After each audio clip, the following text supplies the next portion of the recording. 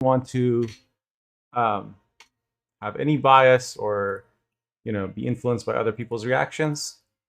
I did get like a notification from Gabane because he did it at everyone on his Discord, and he said something about imprisonment and Milva, so I know that those are affected, but I dismissed it without reading it, so hopefully that won't color me too much. I'm going to add a stream marker for begin patch notes review.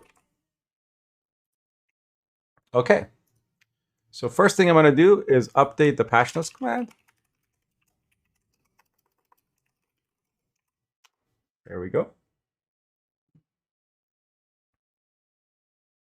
Pure reaction stream. Hey, Moors, how are you? Good to see you, mate. I don't know if you got my DM, but sorry I missed the miss your deck review.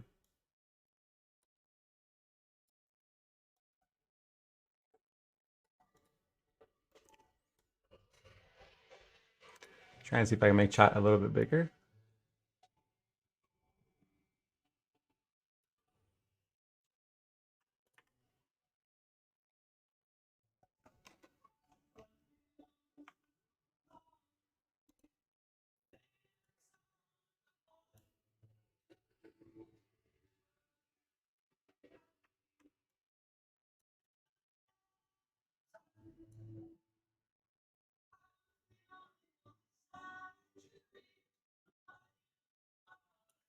Ah.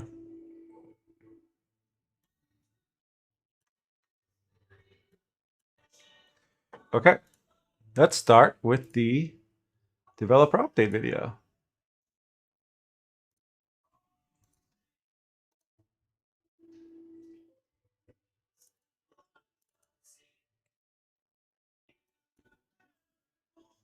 And I think it would be a good idea to play some nondescript music. Yeah. And because I'm playing the video, I need that to go into the VOD.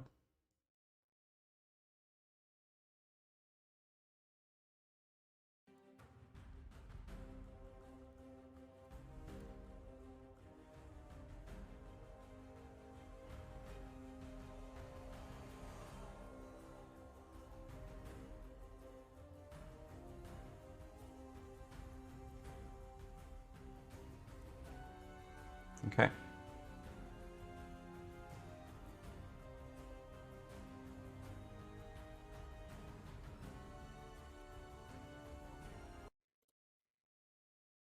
Hey, Jan. Let's watch. Okay, I'm probably gonna fast forward to a lot of this, but I will have subtitles on. What's ambient mode? Welcome back.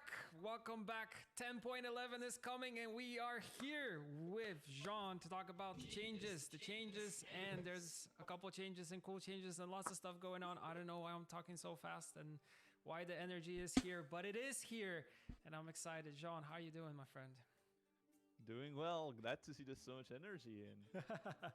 It's also 10.11, and it just feels good when you have a big number and then the number that follows it being, because it was 10.1, 10.2, 10.3, blah blah blah blah blah, and that's 10.11, and it's going to be 10. This is what everyone's going to be. It's cool stuff, and I guess it's icebreaker. We're after a content drop, and we're going to a content drop that is going to happen in December, and we're kind of in between, and the journeys are making a comeback, and there are balance changes. There's just a lot going on, and I like when there's a lot. Okay, more importantly, who sleeps with one pillow?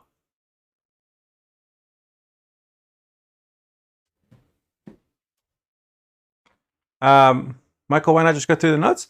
Because I used to just do that, but I've noticed that there's some context that you get when you're hearing, like, is it Jean? This guy.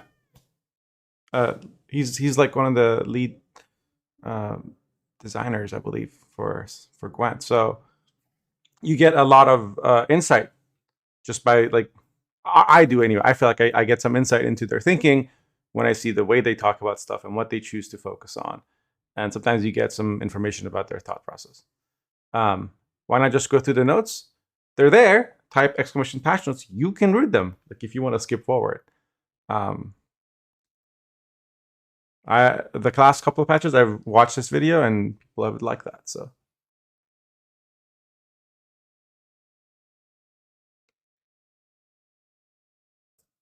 I mean, I need a pillow on my side for like to put my phone and the AC remote on so that it doesn't fall off the bed. Right? I need a pillow on the other side. Ow!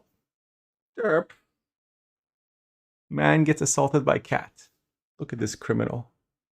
Look at this remorseless psychopath. He's like, no paparazzi, please. Can you imagine being a murder machine like that? Ah. Look, he made me bleed my... Oh, you can't see it because of the lighting. But I'm bleeding, I promise. In between, like, you know, like, this is like the most painful thing is to get a paper cut right there here, right? So he... Oh, wow, he ran off. Yeah. Go think about what you've done. Murder mittens. To be fair, we took tigers and we put them in our homes. It's kind of on us. It was designed to murder small animals. And chat trolls. It's true. I once saw him eat a troll alive.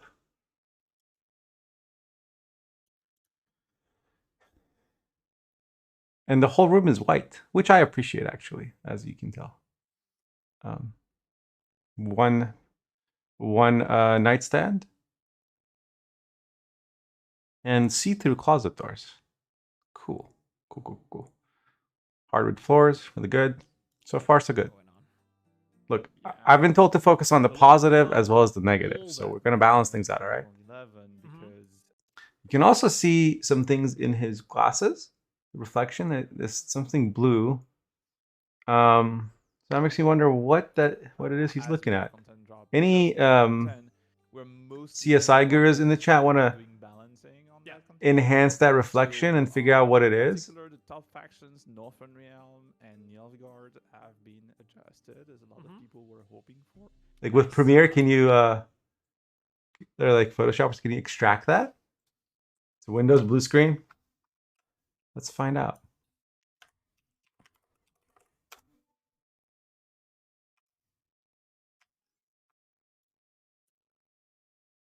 Enhance.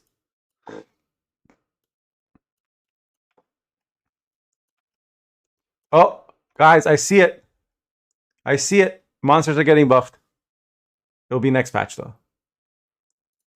Also, there's been a focus on mid-range leader abilities, and like we'll talk about it as we go through some of these changes. Okay, sounds good. Do you want to start off with neutrals? That's the question. Neutrals. Yeah, neutrals is always a good start, right? Okay, so let's jump straight into it and let's see what the neutral changes are. So we have Geralt Irden and Geralt Igni. Oh. Oh no! No! My gignies! My gignies!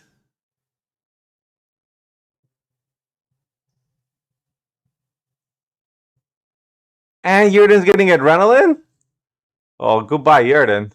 It'll never get used. Nope. Nope. Nope. I mean, in some like meme piles, maybe. Like if you have Iteran with a bunch of like high-powered veterans or something. No, not even veterans. No, that's copium. And it's roll locked? Why? This is just a buff to Nilfgaard. They're the only ones who can really realistically clog a row. Who else can clog a row reliably? Patricidal Fury, I guess? And what? Don't say monsters. Not just on 3. I mean, you can't play it as your last card in round 1 either. I mean,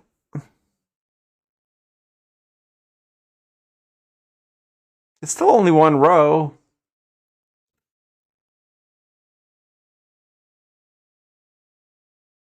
All this does is it buffs like last say Lake Guardian and cards like that. You know, cards that like or like Colgrim, you know? Because other engine decks, like they're boosting the whole time. It's a buff to mentors, I guess. Couch your mentors. But I mean, I was getting last say anyway. I don't know. Yeah, Yerden from like competitive decks is gone. Yeah, it's also good for spotters. That's why they did it. They did like I haven't read the rest of the patch notes, so I'm sure there's other nerfs, but it's funny. It'd be funny if that's why they did it. 35 to 40, I don't care. Doesn't matter. In fact, it's a good change, honestly. Like 35 with the power creep in the game, with how many points people are getting, 35 was pretty easy. So it made it harder to play around Igni. This could have even been made higher. I would not have cared about that. 20 to 25 though is a big deal. It's like you play 2 sergeants, that's 20, right? This is a buff to Sabbath though. Cause Sabbath vamps like defender and 2 fletters, and then you leader, they're all 7. Or triple gurney. Gurneys are also 21 now, so it's buffed to them as well. Hey guys, no spoilers. I'm gonna be doing a fresh review, so don't talk about stuff that we haven't talked about. Mods, if you see somebody doing that, just purge it. So I don't see it. Changes to cards which have been very influential on the meta and kind of since last open we've seen them everywhere. So the limits were adjusted for Igni and some changes for Irden. So what's going on here? Yeah, so we can point out we've seen the resurgence of Geralt Gildan and Geralt Igni.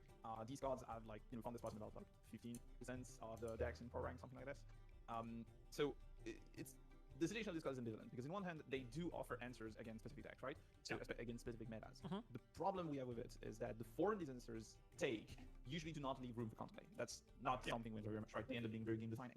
The other thing is that again, room for counterplay. That's the problem we have with it is that the form these answers take usually do not leave room for counterplay. That's not the problem we have with it is that the form these answers take usually do not leave room for counterplay. That's counterplay. Not something we're very much right. They end up being very game defining. The other thing is that what we've noticed is that a big amount of the users were actually, for instance, Nilgal Knights, which were using it to, kind of abuse the situation they had generated themselves. So it wasn't so much an answer than just something making something stronger. But they'll still have like Knights. Knights didn't even need to NG Knights didn't need to use Yerden because they have the most tall punish of every faction in the game, and they have Beauclair, and they have Vilgefortz, and they have Ivar, and they have like Yenvo, and they have Peter. They have a 6 provisioned reset. Like I can put Geralt Axii in my decks for like 10 or 11 provisions. They can put Peter, which is a soldier, and it's 6 provisions, and it resets. They can put Vivian, which is 8 provisions, and it's basically a reset on anything that's been boosted. If it's 2 or 3 times quieter than me, I have it at max volume. I don't know what else to do. But thank you for letting me know. I think I can turn up a little bit more over here. So the adjustment we did taking Igni is not as much of a problem. There's like more counterplay around it. But we did found like I have to turn my volume up much higher than I usually do because the video is so goddamn quiet. So that its conditions, minimum power conditions, were a bit low by nowadays standards. Yeah. Which is why we raised both by 5. Yeah. Is that better? In the case of Irden, it's all that to open it up. The so whole what thing. we did is that yeah, we ended up adding this adrenaline effect on it, which at the very least is going to prevent it from being played as last say. Right, I think you're going to have to drop it as like the third card from your hand, so the fourth card. I'm bad at math. Anyway, it's not true. And you Whatever. can still hear me okay? This is how it works. Moving on. Yeah, but interesting that you mentioned this. I feel like I totally agree with what you said, that cards are able in the games are kind of giving you really played and others. Up, we are heading into monsters, and we're gonna look at Tyrannalia, which is one of the new cards, which was recently added to the game. My wish list for Tyrannalia is to change the fact that it's for one for every bronze Valhalla unit in your deck, and it should be for every unit on the board or every unit you've played or something like that. Game.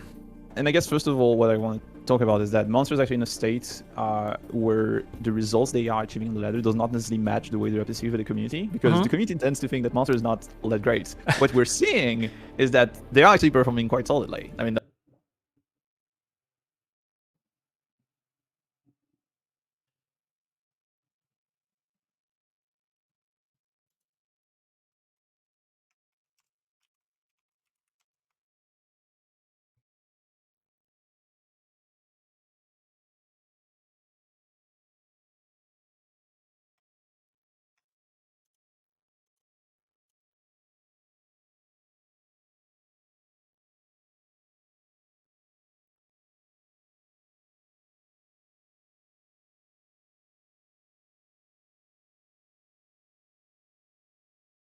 So they're the 5th faction.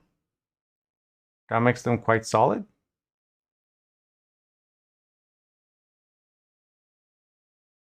One, two, three. They're the 4th faction here. I bet it goes lower if you go to top 100. 1, 2. They're tied for 4th with ST. They're 5th in the highest MMR.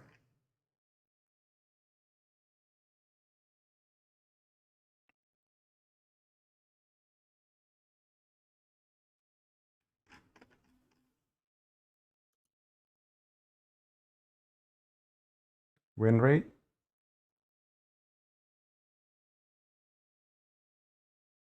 Play rate. When you say quite solid. That's got to be an extreme.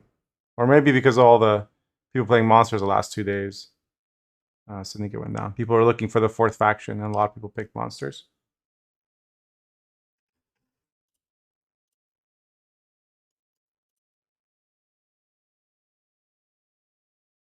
Win rate. Solid 4th in the top 250. Wow. The win rate of Northern Realms. Win rate went up the last few days. That's so funny. Or is it hours? 11:06, 11:06. It's every 12, 5. Is this like every 12 hours or something?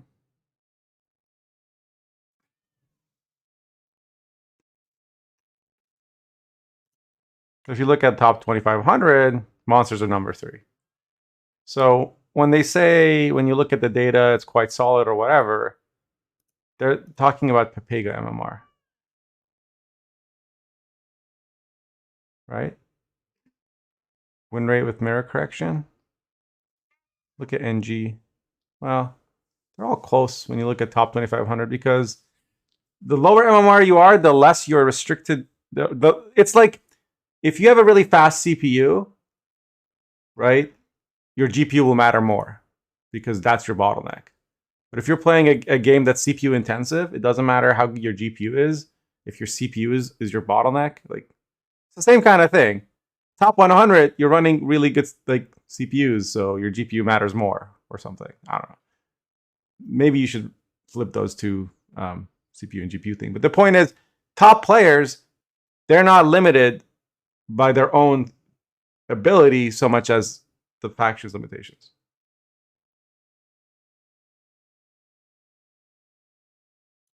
Look at this. Look at where I paused though. That's a meme. Not like the best out there, but they're doing very well. Solid Wildland deck, yeah. A solid Vampire Renfrey deck too. And we're even seeing decent results with Death Wishes. Yeah. So He's not wrong though. Bring too much changes. I mean, the issue isn't monsters' win rate on the ladder. The issue is that their decks are not competitive. Like, you don't say, "Oh, I'm gonna take a monsters deck because it's good into most things, or it's got good matchups." And you take it because it's like, "Oh, this thing beats such and such. This will be my fourth deck." Or whatever. To them, the one thing with it is, so we've done like it never defines the meta. The way that like Reavers did in the beginning of the season, or Syndicate did for a while, or Elves did, or whatever. And on this occasion, we entirely locked the order behind Devotion, because that was the fast solution for us in terms of not requiring too much changes localization-wise, because that's a limit that we have to work around. But a lot of players were requesting that at the very least, the Red Riders part of the effect would not be locked into Devotion. And we agree with this. So we made this change for 10.11. Nice. And that's all they changed. They just made Red Riders. That's one of the things that we wanted to highlight. Are there any other changes that are going to be happening for monsters when it comes to patch notes and things like that? For 10.11? Yes. No, that's the only one. Okay, cool. Perfect. Just wanted to get that out of the way. Also, like things in terms of like bug to mention. Moving on to Northern Realms. That's it. And Kenneth and God. That's win rate doesn't change the fact that their bronzes are shit, and so your deck building is restricted. You have to look at more than that. I recommend they play the game. Your Scouts 5 provisions is good. You're under 6 provisions, they're gone. No one will ever play them again.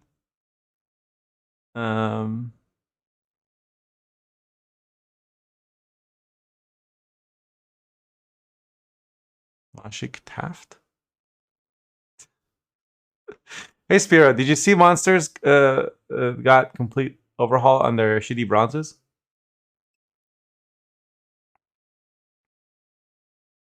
Okay, well, when we get to Symbiosis, we'll pull up your VOD. If you can get me a timestamped link, give it to me. What I said about this one that they talked about the monster win rate being quite solid, and it's like 3 or 4, depending on what top bracket you look at on Gwent data. And my point is that when you have a lot of shit 5Ps that like you don't ever want to put in a deck, except in Vampires, like no other monster archetype has good 5Ps. It doesn't matter what the win rate is. You need to fix that stuff. You need to fix the cards that are bad. Casual Hunt and Vamps are all possible to play. Yes. It's also possible for me to, stab myself gently with a toothpick over and over again. And I will, in fact, survive. Right? I am alive still. I am stabbing myself with this toothpick, and I have not yet died. Clearly, this is non-lethal. Monsters are not dead. It's just the game would be more fun if I could play more than 2 gimmicky decks, right? Like, what's the gimmick of again? No spoilers. I have not read the rest of the patch notes, but right now, True Strength Free Imprisonment, right? It's like it's got locks, it's got point slam, it's got some engines. You have answers to stuff. You have tall removal. You have whatever. You have a versatile deck where you go into any matchup, you feel like you have some tools at your disposal. Plus, you can gather intelligence by playing spotters. You know what you're going to play into on the ladder. Like if you run into Self Wound, or if you run into Triple Gurney or whatever, you don't ever feel like a potato. Whereas like a lot of monster decks, you're like, oh well, this guy's Self Wound. I guess I just hope that he misses his cards. Like the way it feels to play the game, and the way the options that you have in deck building, and in what types of things you can play that aren't just like dictated by typing a keyword into the deck builder is very important, and that does not show up in the win rate. So I really hope that that's not the only thing they look at. Here, and here we go. Starting with Reaver Scouts, Reaver Hunters, and Kenneth and Gar. Yeah, so the Reaver Bronzes, they're very quickly designated as like public enemy number 1. And Val, Kashi is not playable. Kashi is not playable. Kashi is not playable. I hereby challenge you to a best of 3 where you will play Kashi and I will play 3 factions of your choosing, and I promise you I will win all 3 games. Just because you like shit on some noobs on the ladder because they didn't know what you were doing is not evidence that that deck is playable. That deck is not playable. It is 100% draw dependent because of a combo, and you will lose every single game where you don't win round 1. All your opponent has to do is win round 1 and bleed you round 2, and they win every game. So as long as you face decks that can win round 1, you will have, a less than 20% win rate. So that's True. We saw a lot of players actually include Surrender in their decks as a mean to counter. It was the interesting to Reavers. see that card make a resurgence. I could play traps to 2,500. I could play whatever to 2,500. Like that doesn't like you. If you play well, you get a win streak. You don't run into like just a lot of bad matchups. You can take almost any deck.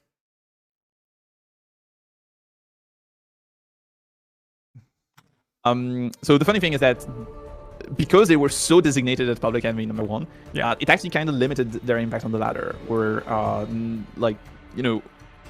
in terms of oppressive decks that we've seen before, they didn't necessarily match in terms of numbers. But this is a direct impact of the way they were perceived. Mm-hmm. So nonetheless, they are definitely defining, and that's why. Yeah, I agree with you, Scout and Hunters are getting this +1 provision. Mm-hmm. Plus, when a deck is so bad that nobody plays it, ladder doesn't know how to play against it. Right? I've taken my Golden Necker ST deck to 2550 or 2500 every season. Doesn't mean it's a good deck. Like in skirms against good players, I can't win ever. But on ladder, I get 2550 like almost every season with it. Because people don't know how to play against it. On the other hand, if it ever became meta, it would instantly become shit. Disappointing results, which to be fair, we kind of expected when we shipped 10.10. Ultimately, the card is a utility one, and it should be priced as such, which is why. What do you guys think about the Reaver Hunter nerf? Will you still play it? I mean, the deck had provisions out the ass anyway. Like, they were running 16 tutors in Garrison and Truffle.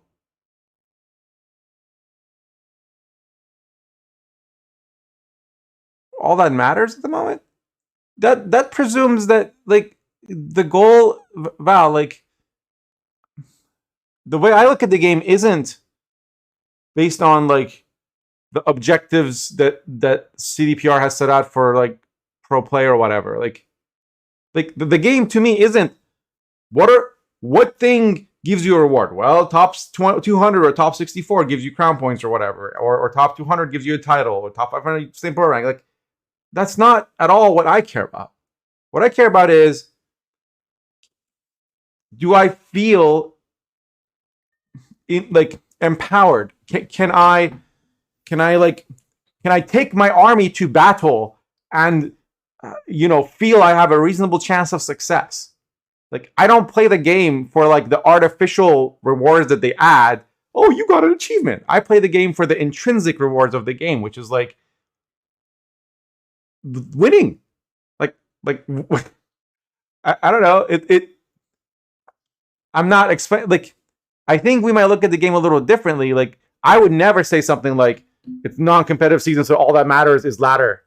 And like, I was in scrims like you lose and therefore like I can't take it to tournaments. That's not why I said that. I said it because fundamentally, when a deck will consistently lose in scrims, or when people know what you're playing, it means that it has a core weakness that any knowledgeable player can exploit. And therefore, the second this deck becomes common, it becomes bad. So it will never be good, right? It's basically a cheese strat. If it only wins when it's rare, Like, I might know perfectly how to play against Imposter. But if Imposters are out of meta for 3 months and I see something, especially if they don't have like the Imposter leader, there's a really good chance I'll just lose to it. I might get debated and pass. Or I might just forget. And I'll be like, oh, right, against Self-Wound, I got to do this thing and this thing. And then the next game, I won't lose to it that season. Like, there are some things that will beat me once or twice every season, like the first time I play them. And so I think that's a factor when you look at data, is if it, like, I mean, I got Kiki Queen to 2,500. Does anyone here think Kiki Queen is a solid deck? Arrakis Swarm. Does anyone here think Arrakis Swarm is a solid archetype right now? No. It's just, you can do a lot when something isn't commonly played because it takes people a little bit to warm up and figure out what you're playing. We've lowered its provision to the 7 range, which is kind of like this range of utility stuff. So it's going down from 9 to 7, which is Scott did even better with at 5p. I mean, yeah, like for Mutant Generator.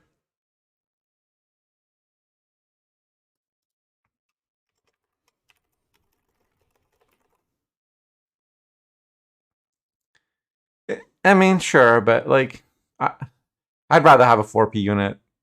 This means that AA will also boost it to 6 with 1 armor, rather than 7 with 1 armor, which is pretty significant. I mean, 5 with 1 armor would be even better. Reaver Hunters will be, because they're 6, they're going to be boosted by 4, so it'll be 6 with 2 armor. 1 point changes. We're going here down by 2. We're going. I mean, these help Skellige against them. I don't know who else has removal that's that tall. Who else can remove a 7 or 8? Yeah, I don't know, but it's still 2 less points, if nothing else. And they might not be able to fit Renew for their Iteran in the deck anymore. So I think that's good. That will help. I really wish they'd made them less binary, because I think it was a cool type of unit to have in yeah, it's because, I mean, yeah. But to be fair, these are not bronzes that you play once, and they make copies. So the AA nerf affects them a little less than other stuff, right? And also, mobilization doesn't care about provisions, neither does reinforcements, neither does Adalia or Megascope or Shawnee, or like, there's a lot of things NR has that don't care about provisions, where provision nerf does nothing. Because you still only need 2 of them in your deck, right? Whereas, like, if it was Skellige and they have War of Clans, nerfing from 4 to 5 would be a huge nerf. Or, yeah, 4 provision overall is a big deal. Scouts are better than the Generator. I mean, that late in the game, yeah, I don't think people will be playing a lot of Reaver Hunters. It will just be like Frigate now. Yeah, Cedar, I said all that. But that really only affects Skellige. Like, you still need 8 damage removal to remove a Reaver Hunter that's been AA'd, and 7 for Scout. Knights. We'll see what. I'll have to down by 2, which hopefully makes the car see a little bit more play. Okay, that's NR. Moving on to Nil. Oh, I'm not looking forward to more Knights. God, I hate that deck so much. Like, last season or 2 seasons ago, I played it. I played like 10 games. I won 80% of my games, and then I deleted the deck. I just can't. It's so fucking dumb. Card. We have a couple things to talk about here, and we'll be starting with spotters, if I'm not mistaken. Yes. So spotter. Wait, Kenneth and Gar from 9 provisions to 7? That's a big deal, isn't it?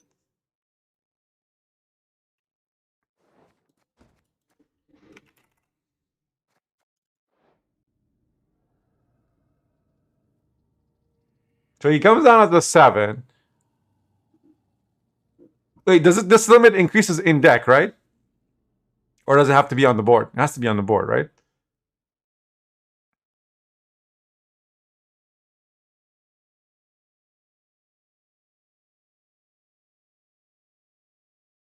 In that case, you got like 10 times all the season.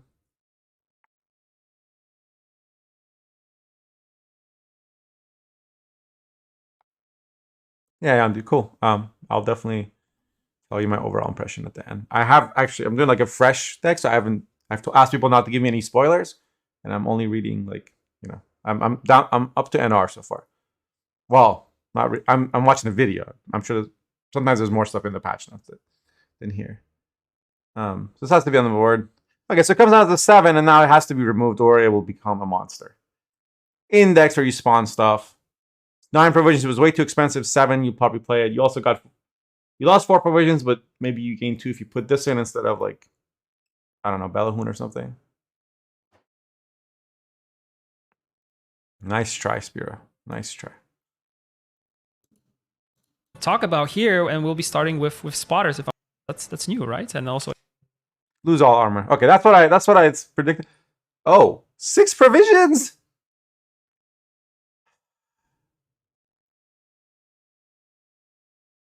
Come on. change to provision going from 5 to 6, and yeah, it's gonna be an interesting one. Yeah. So now on a Nilf night, it will play for 12 for 6. 11 for 6. Yeah, to be fair, if you compare it to other stuff, other 5 and 6p cards, like 6p is a lot more reasonable. Because like 10 for 6 is usually a playable 6p bronze. But I would rather they have reduced its power and kept it at 5p somehow. I mean, I don't know how. Obviously, if you make it 3 power here, it's like junior meat.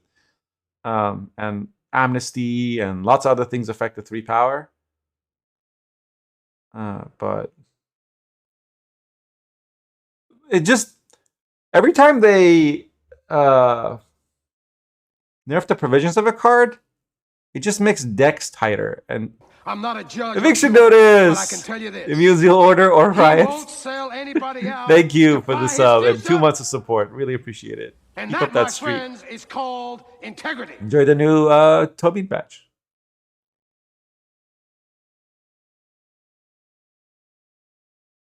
The info, yeah, and the thing is, like, generally, utility cards,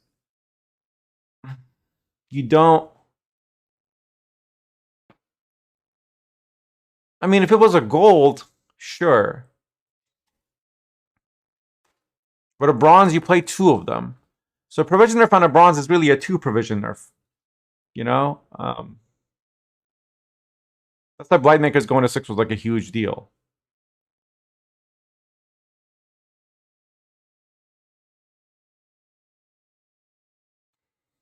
I just think that most people will cut them completely. It depends on the other cards. So after it was Nausicaa Surgeon that was used a lot, things moved to Spotter. It proved to be very reliable in the value it brings, but also synergizes with cards like Vilgefortz, right? Because it ends up bringing this information about the way your opponent decks is laid out.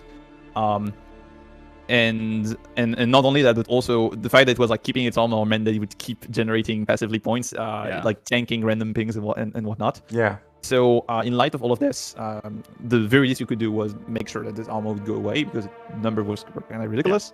But also price it higher to better reflect not only the strength that the card is bringing, but also the information and synergy that comes with it. Yeah, perfect. Like you'd still want 2 in your deck, I think, if you're running them. And moving on, we have, because it's a card that's much better round 1 and round 2 than round 3. First of all, round 3, some decks can even have no units in their deck. You might not have good tall units in your deck. You know, and you generally want to Vilgefortz and Treherne want to be played earlier in the game. So, you know,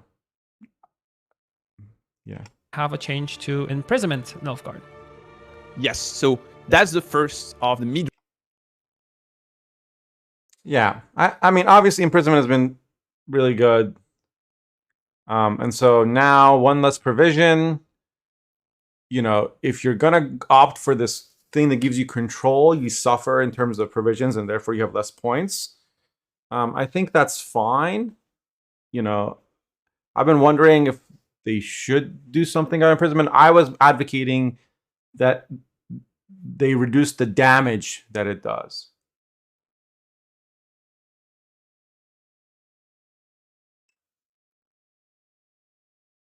Sometimes I think for SD.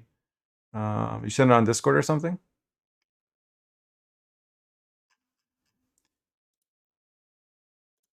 Yep, I see it. Cool, thank you. Range leaders that we are targeting. There's two other. So in the case of imprisonment, it offers amazing control potential, right? Yeah. And Is in fact, NG it's been before or paired out after? with Do you want rent-free, to send me one where for means that you as just, well? Like, use everything in round one and then you drop rent-free and Yeah. you new leader, right? This answer to imprisonment is not perfect, right? Like, it doesn't change the fact that it's a very good ability that brings control and range. So maybe in the future we'll have to come back to it. Yeah. But Okay. for now, at the very least, it should be more expensive. This Which is is for why now. it's going to 14 provision. Yeah. Yeah. And also recently we just saw. And the one last thing is that this imprisonment deck was obviously running powder. So along. You see me skip Urza not because you know there's anything negative there. It's just what Burza's doing is he'll after like Gene or John says stuff, he has to fill air for a little bit so the other guy can catch their breath and focus their thoughts, and so it's filler. Like it's what you're supposed to do. He's doing a good job. It's just I won't get any value out of it. On the spotter nerf, this is actually a free provision point nerf. Yeah. Right. Yeah. Exactly. Well said. So that's imprisonment for you. And moving on, we immune by 3 and boost self by 3. So Okay, good. It's still 12 for 6 by itself. With Guillermo, of course, it'll be better. But a change good nerf. here. Yep. So that's another change targeted at that mid-range NG deck. Yeah. Because the thing is, we're mostly happy with the state of NG Knights. And in fact, in the first place, they are already being hit by the nerf we're doing to Geralt, right? How about the background is weird. weirded? Seeing some mid-range uses where you would just drop the card and then you would use another one to mitigate this boost that you had given to the enemy. Then you would click Milton Order on itself, and that would just bring you like 14 points, right? Yeah, exactly.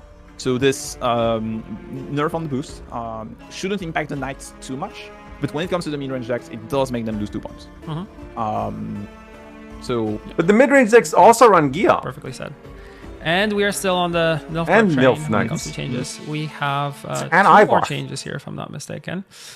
We have Trahern and then Albo Pikeman. Yep. This should be So, random now. No. Trahan, we have adjusted the stats, raising the power by 2, but also raising the provisions by 2. Let's see. Yeah, it's a nice theory enough. They don't fix problems that don't exist yet. Loving my review. Most people were confused about the lack of Ivar nerf.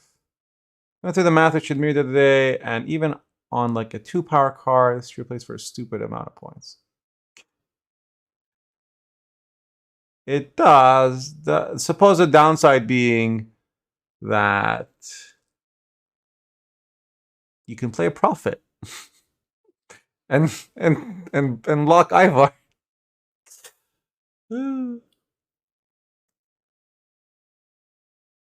They didn't remove Trahern Sag.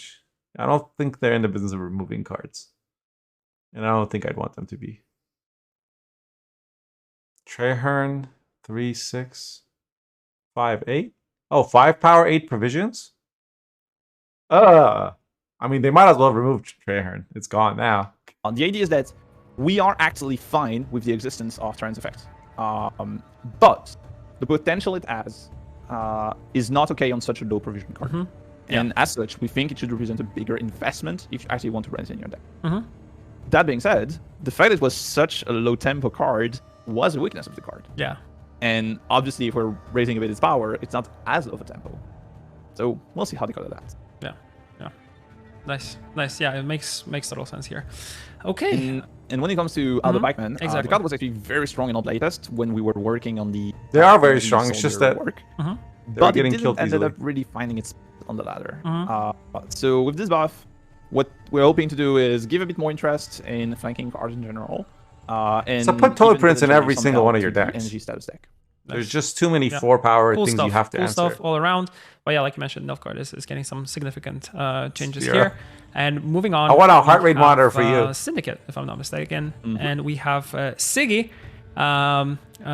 making a comeback. So Siggy Reuven Mastermind, Yeah. and look at a collusion. The thing is, though, it won't be unplayable because if you think about all the games you play on the ladder, how many times do you miss, like, 20 provisions or 10 provisions or whatever? So, like, having a card cost 2 provisions more, clowns will put it in their deck and they'll have a lower win percent, but you won't care if, like, a member of a statistic doesn't care about the statistic, right? Like if you're the 1 out of 10,000 fatality in a city, like you're still fucking dead.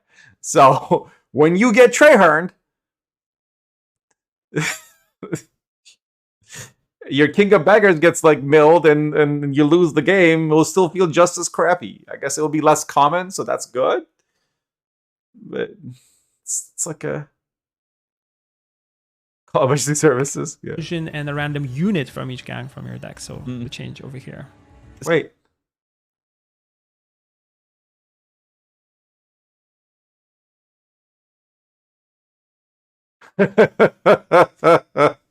Rest in peace. Anything that doesn't run collusion, but you can still play collusion off of it. So it doesn't change anything for the combo. You just now have to put collusion. And collusion's not bad at 9p when you're already playing little birds because they're busted.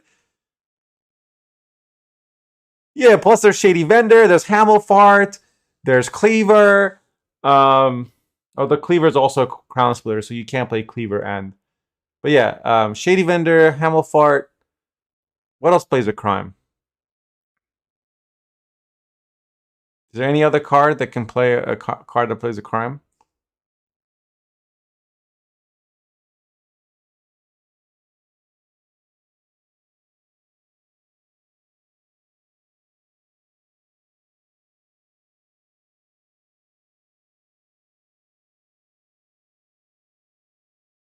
Tomorrow. Okay. Like, if you log in game in the middle of the screen, it'll say exactly. Furco, yes. Oh, Furco's a Crown Splitter. Never mind.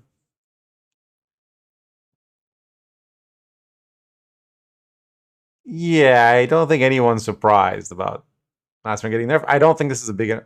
Oh, and 13 provisions. Okay. Okay, that's a. First of all, good. Siggy should be 13p. He's a boss, right? I don't like it when, like, amazing, like super powerful lore cards are like not a lot of provisions. Yeah.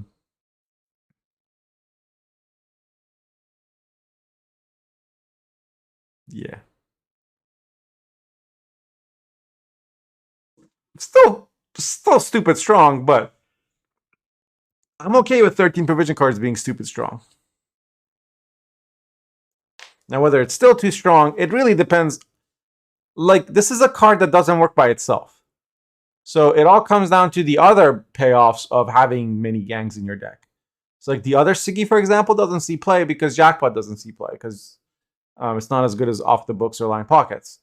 And then, Little Birds are really good. So, and Collusion, is good enough. It needs a lot of setup. I wouldn't call playing cards setup. It can be countered by removing those cards. But again, you don't need anything except for coins. Like, you can have 0 units and still play 2 from Siggy. This isn't like Yaga where you have to have Sabbath or it doesn't work. This thing does not brick. You can just pay 9 coins. Worst case scenario. So all it is that it rewards you for having units on the board. As in, if you want to play it as your first play, it's really expensive and you probably shouldn't do it. We don't talk about Yaga. Okay. So as everyone is probably painfully aware, it took us some time to get the card to properly work on the ladder. Yes. But when it finally did, people realized that Siggy Mastermind was a very versatile tutor. And most importantly, that it created this incredible combo with Tunnel Drill, where you could very easily pull Tunnel Drill and just play a special in the same turn. Yeah.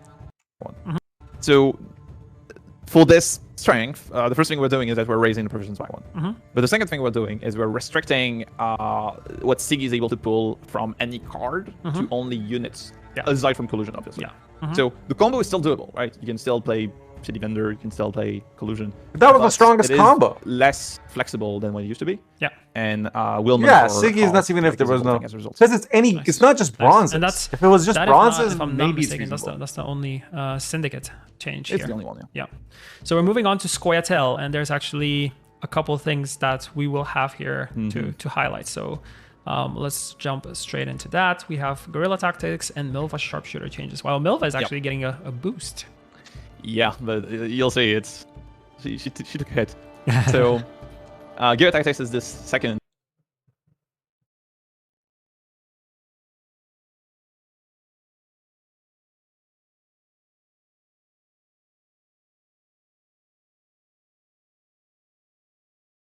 more solitaire.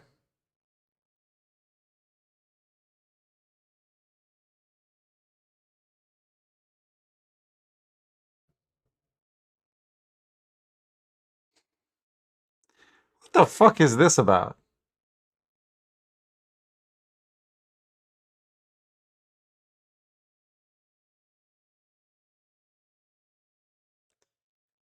The damage was combo, like I could red sword a 7 because I could damage it by 2. Now I gotta use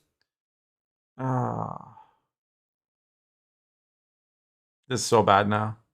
Just I'll be playing Precision Strike instead. Precision Strike is way better. It thins, it's damage, like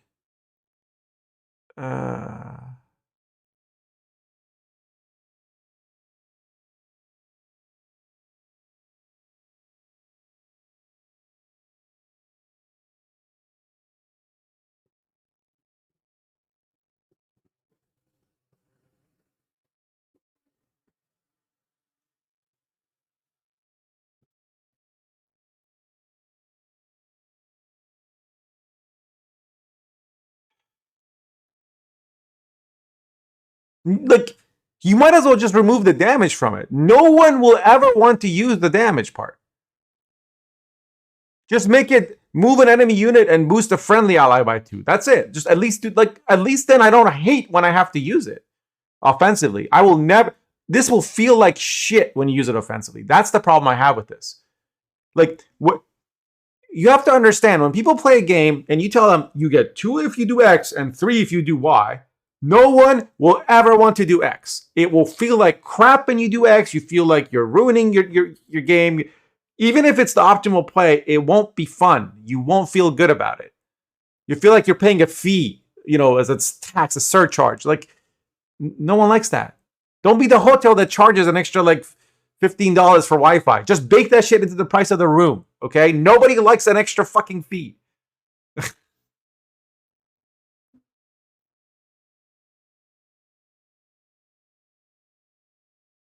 Oh, God, Spyro, no. No, guys, no. Oh, no. And mid-range There's ability more? for targeting. Yeah. Well, paired with Milva, it had this ability to delete full power targets, and it re-cemented it as this mid-range control ability, which wasn't at all what we wanted for the leader. It wasn't? What did you think would happen when you added Milva to the game?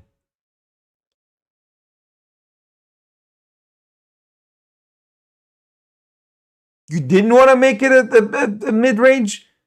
What did you... Well, okay. They nerfed it, then buffed it. That's because the player base is like cattle, okay? They nerfed it. It was still really good, but they had to nerf it a lot because it was very OP. And when you nerf something a lot, everybody says it's a dead card. So no one plays it, even though it was still good. then they have to buff it a little bit, and it was like, oh, let's play it again. Because they also buffed Harmony, and so we just put all the Harmony. Like, the story of the past year that I've been closely following balance changes is that archetype. Let's make some of their cards really strong. People take those strong cards and play them in whatever archetype is best in competitive meta. So for Squirtle's Guerrilla Tactics, because it gives you a lot of control over what your opponent does. It makes ladder a lot more enjoyable because, oh, you play Kelly, I answer that. You play Fractures, I answer that. You play this, I answer that. Right? I have tools at my disposal to counteract what my opponent does. This is the message I think they need to understand better, is that what is strong and good and played a lot isn't just points or win rate.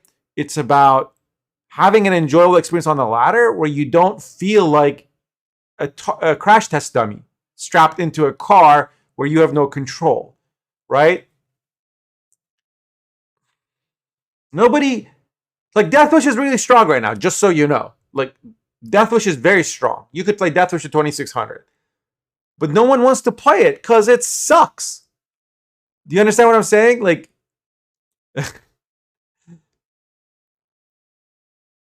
I could have a 65% rate with a win rate with a deck and still find it miserable to play.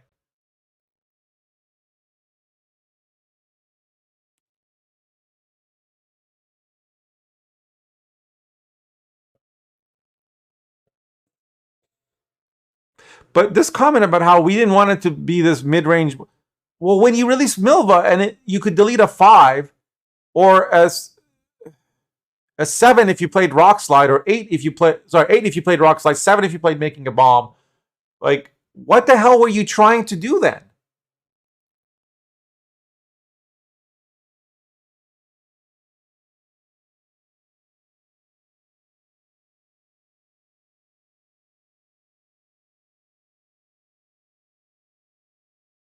But to a degree, this problem actually existed before. Yeah. Because even before the existence of Milva, the fact that they were, both options were on the same value, meant you had more incentive to use the control version in the first place. Because, damage and the ability to, like, move the card. Karlach's Rendering Manta is okay this because in general will bring you more value than actually. it still gets points, and like anytime your opponent has units. So the goal to this change is, well, like Piercing Missile is reduce not. the reach of the leader because we think this reach is too oppressive. And second, refocus the array tactics on the movement synergy by making this big incentive to use charges on your own unit. But obviously this is a big hit to Milva Sharpshooter. Yeah. And it's still only 3 charges. You don't want to, like boosting your own unit by 3 instead of 2 isn't going to make that much of a difference. You're just making a slightly taller unit. Like, what? Oh, my sentry's now 7 instead of 6 and now I won't die? I'll just get locked. Who cares? And it's not like all movement. It's not like it's a passive where it has synergy with other movement cards. It's not. It's just a leader that you can only use on your own units, and if you use it on the enemy units, you're paying 2 points each time you use it. Yeah, I would rather play Precision Strike too. Because you need the reach. Like, Squirtle, like, if you ever play Deadeye Ambush, you know that opponent can play a 4 power card and be like, Keck, do something, bitch. And unless you have a Swordmaster on the board, or if you have a Bowman in hand, you can't. Because all your damage is like 3, and you have a Yavin, which is a lot, right? So the ways that I exploit that with monsters whenever I'm playing against elves is like I can play greedy plays that only work against Deadeye Ambush decks because they can't remove anything taller than a 3. They can only do 3 damage a turn. I can drop Unseen Elder and get 2 turns out of it.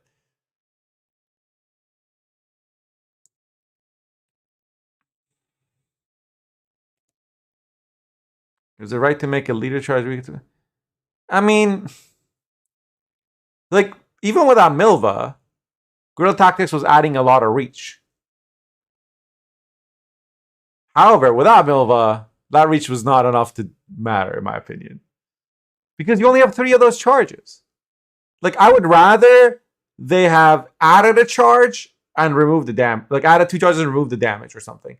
That way, if you have sentries on the board, then the leader charge will do more damage, and you can use it more freely without feeling like you've invested a lot, right? I would rather they increase the number of charges than remove the damage entirely. I think that's a more fun. Like, if you want to build movement synergy, make the leader do more based on cards that I have on the board. That allows the cards to be counterplayed. That allows me to like, similar to how Little Bird is better the more units you have. Like, that's a thing that, like, while currently very strong, specific, like, points wise, the points that amount being a separate topic. The fact that your opponent can look at your tags and guess what tags you might have left in your deck and in your hand, and then like remove cards strategically based on that to reduce the power of your little birds, that's very interesting. And both players have some agency and there's a skill cap involved. Having a leader charge just do one less point doesn't make me want to play more movement synergy. It just makes me not want to play that leader. I'm not going to suddenly play Frog, Sentry, fucking Milena build, okay? It's not happening. The one more point isn't going to make that viable. Except as like a finisher. And then now you're going to have cheesy decks that will like do some Smorky thing or some Jabate thing to win round one or win round one on blue or whatever. It will just become this like gotcha bitch kind of deck where, you forgot that this is such and such and you didn't do the thing. And so now his Glaze will pwn you because he not can boosted by 9. Like, I hate those decks. Oh, you didn't recognize that this is one of the 17 cheese decks that currently exist? You didn't notice that this is the variant with the whatever? And so therefore, you forgot to do this thing, and now on the last, because you don't have last say, he'll just do, like, boost his Glaze by 9, and haha, see ya. Even if he doesn't have last say, because your Yurden doesn't work anymore. Yeah, Stockpile, for example, is a really good... Stockpile is a really good example of a leader that synergizes with your cards and can be bricked, right? And can be played around. Like, because it only affects a row, I can move his stuff and make it not be as good. Stockpile has other problems because of things like battering ram, but yeah. Or Scent of Blood is a leader that has synergy with cards. Like, you can play it for 3 points, or you can play it for 6 if you have a Flutter. Or 9 if you have a Flutter and a Garcane in 3 turns. Or 12 if you have a Flutter, a Garcane, and Oriana in 3 turns. Right?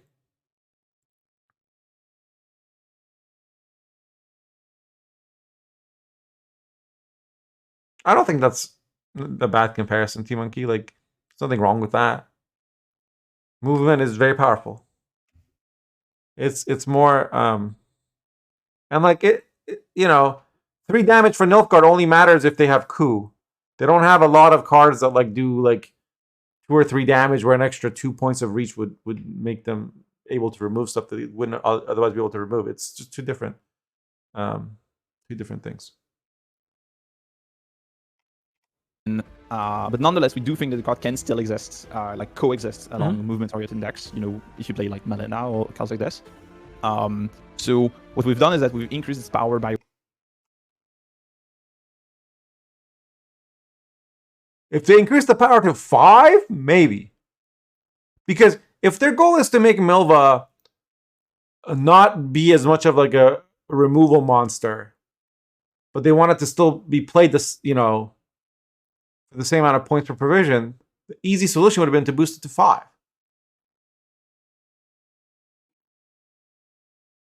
Why 3? What the hell does that 1 point do? Compensating, like, losing 3 reach is like losing 17 points. Just so you know, okay? Like 3 points of removal is worth a lot more than 3 points of boost. So the least they could do is boost Milva to 5 power. But I guess then you could leave it on the board for longer and all that stuff. But no, like, this is the thing they need to understand. In Gwent, as it is, 2 power, 3 power, 4 power, if your card's good, it will get removed. Health is not a protection for anything. It just isn't. Like HP is there's so much damage in the game.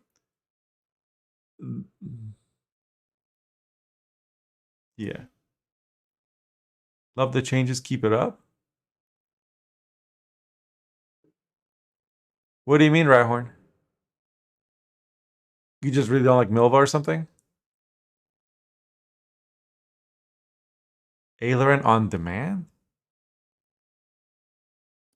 One, Mhm. so that even if you only pull her out of the deck a limited amount of time, as long as you keep her on the board, she ends up being just like a kind of roach, right? Where the value comes from the fact that you're not playing her, like she's being thinned out. Mm-hmm. Perfect. So that's Milva for you. And Still gone, but I'm just moving asking what he on, we means. have some My other God. changes, being Nyan Pawn Keeping, Dryad and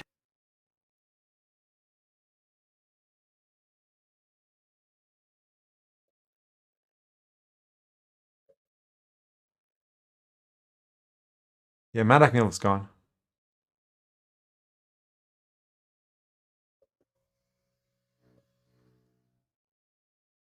Oh, fuck me.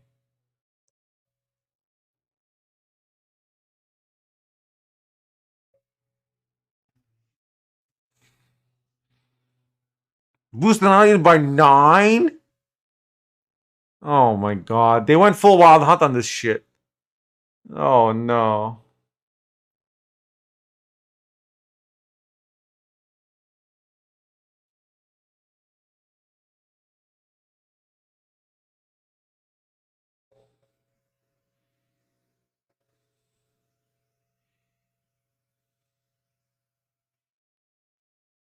Oh god. Knights versus Dryads? Shoot me now. Knights versus Dryads. Why did you say that? Uh,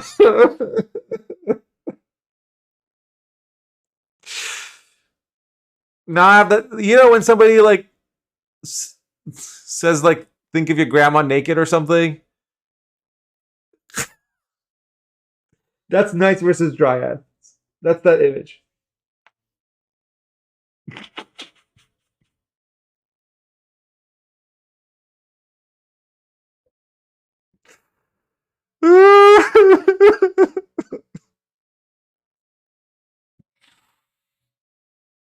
I mean, I won't be playing Knights or Dryads, so I won't ever be in that matchup. But if I ever see it on stream, I'm closing it. I'm gonna go watch Amaranth instead.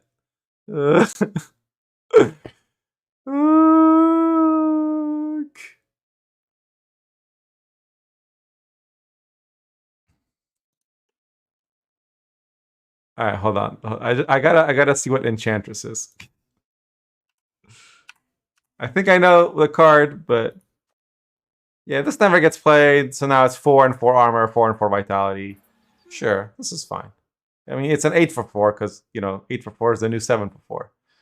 Power creep is what power creep, but whatever. It's like horses left the barn, so might as well let the pigs out too. I don't know. It's an analogy that has no legs, pun intended. It was very much not my play. Frog mating season, for sauce. No, he was saying that they nerfed Yurden and so Knights was not being played because of Yurden. So now people will play Knights, and then they buffed this. People playing this a lot too, and so the meta will be Knights and Yurdens everywhere. Fucking solitaire matchups. Gotta think what greedy monster decks can outgreed those two. What can we do with like Keltullus?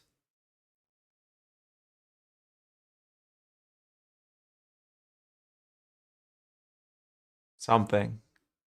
Kelly something. Definitely want Carapace, I think. Rat Clock will be good. We'll make some Rat Clock decks against Symbiosis. Have fun. Trees and rats. Yeah, Guerrilla Tactics. I mean, Guerrilla Tactics was pretty gone this season too, honestly.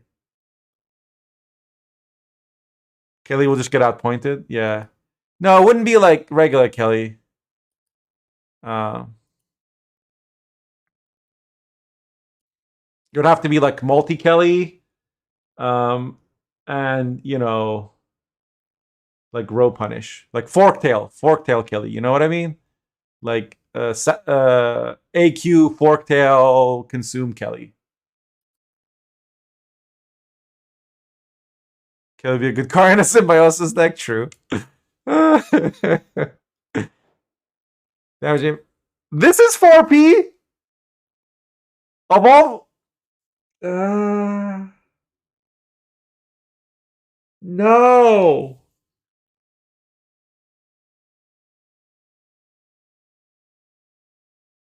The only weakness of the symbiosis deck was that they had like 3 rebukes and then you were good. Reminder, the Cyclops is 5P. Oh my god. I don't think they know. Like, I think the version they play is that is yep. Guys, didn't you hear? Monsters are actually quite solid right now in terms of the data.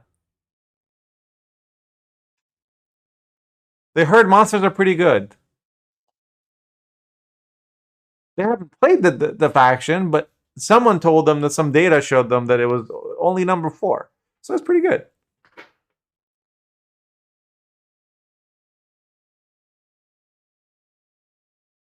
Where's Baron to sell us on a Cyclops deck now? Yeah, seriously.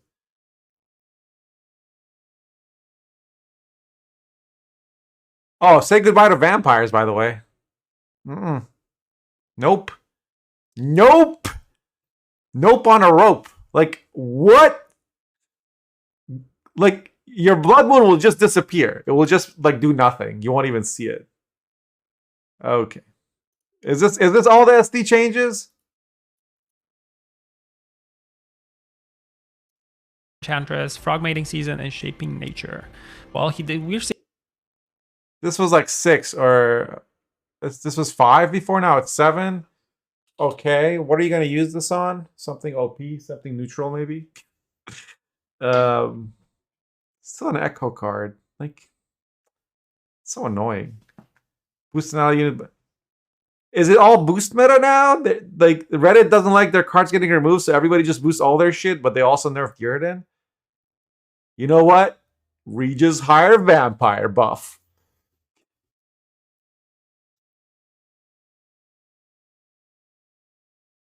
You can use it on a tree. Oh my god, you can use it on a tree!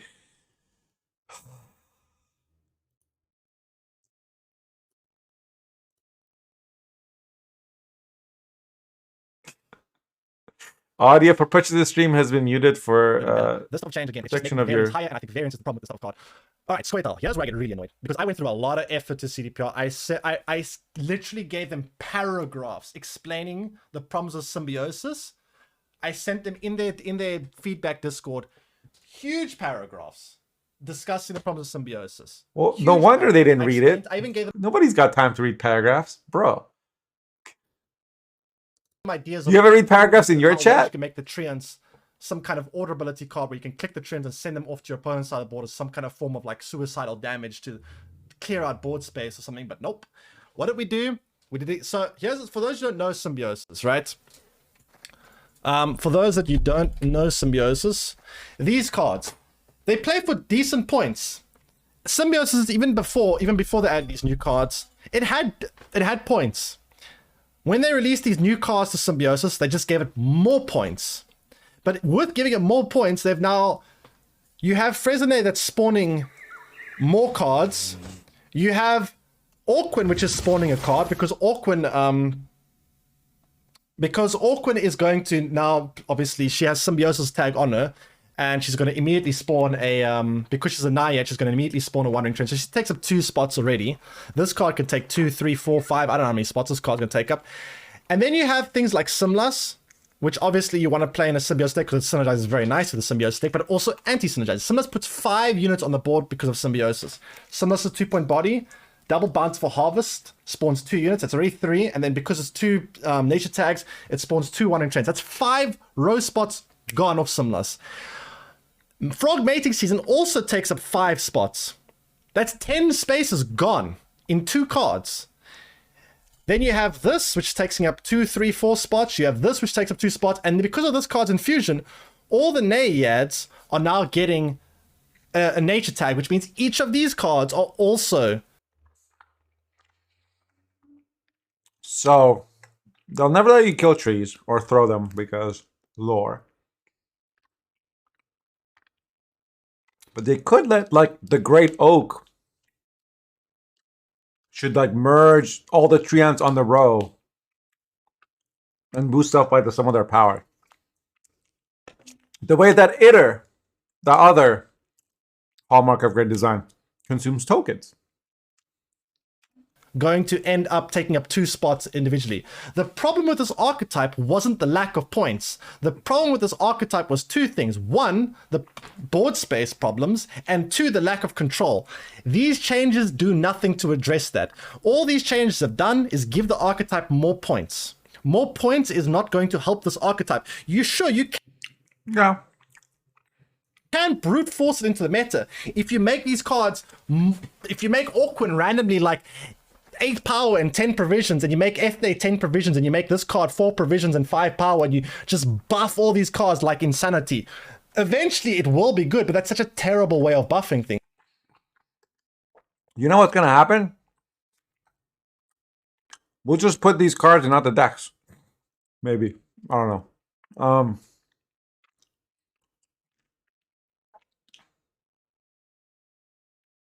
Is there any other card that benefits from symbiosis? Other...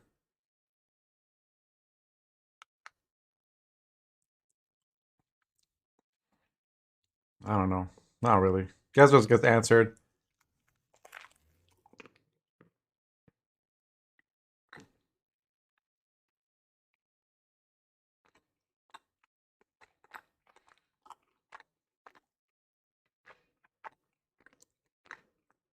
Morse, it doesn't reduce overswarm because it sets the power to 1.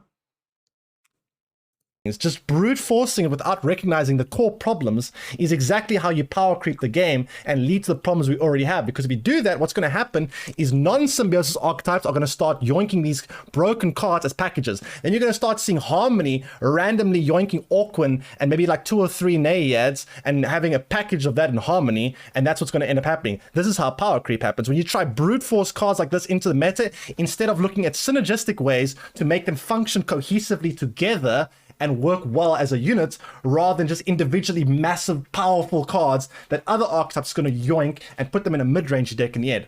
This is a problem. And I don't understand how they managed to do this. I explained to them in detail. I gave them long paragraphs explaining what is wrong with symbiosis. And they did the exact opposite of what they're supposed to have done, which was to address the core problem, is not just try brute force it into the meta. I don't get it, man. I mean, so it's so weird. To be fair, frog manics doesn't affect anything. Well, it does. I mean, it makes the card a lot better. Nobody was playing Enchantress. Now they might. Okay. So these 2 changes aside, like, these 2 don't do it. This card, everybody said was bad. It was never played. It's a nature card, so it can be played in Symbiosis. However, this whole boost, like the amount of boost and the vitality going up so much, and Pawn Keepers going to 4, it gives them control, but also like frees up provisions for them to add maybe some other control.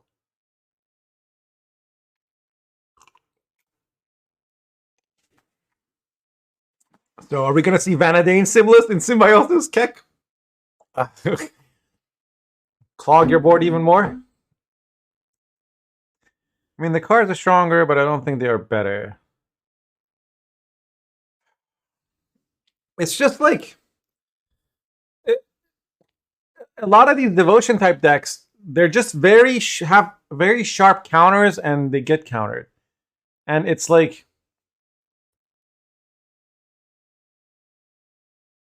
Yeah, where's the? We'll take a look at the NG part. Is that before or after the ST?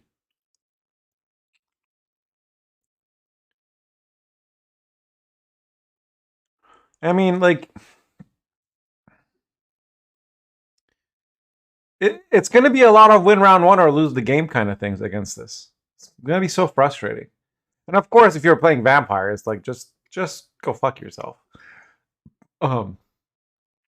Veil and vitality everywhere. No. Immune cards. Either right before or after. Seeing buffs here all around. Yeah, a lot of buffs. Yeah. So in general, the Symbiosis deck has not been terrible, but it has been struggling. You know. Yeah. And all of these changes, so a bunch of them, first of all, they aim at giving a bit more choice in the 4 provision range. So this is why Pawn Keeper is going from 5 to 4. But also, we've made this change to Enchantress where she's gaining Symbiosis to make her like appealing in this 4 provision range, right? Like the reason we've also like kind of changed her power and like gave her vitality is because we didn't want her to have too much power, otherwise it was too easy to want to include her. Yeah. At the same time, we thought it was interesting to raise the vitality value so that you would add like a neat high vitality giver, for instance, for your Frexenet. Yeah. We've done this small buff to from 18 season, raising, decreasing the provisions by 1. And when it comes to shaping nature, what we've done is that we've increased all of the values by 1, right? So the boost is increased to 7, the other boost is increased to 9, and then boost by 6 and vitality to 6.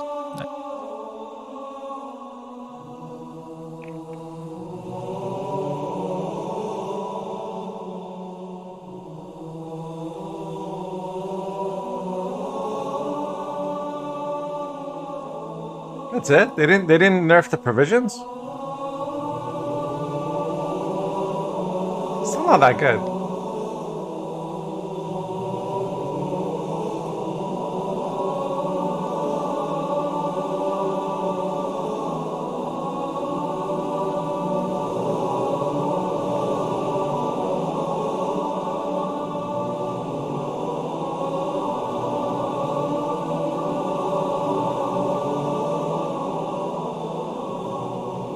Hey. Don't request any more Halos because I'm gonna mute them here in a second. So don't waste your points.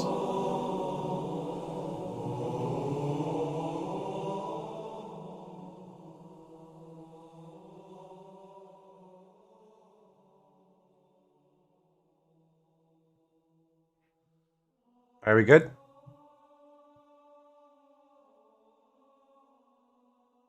I mean, I turned on the volume on it a lot.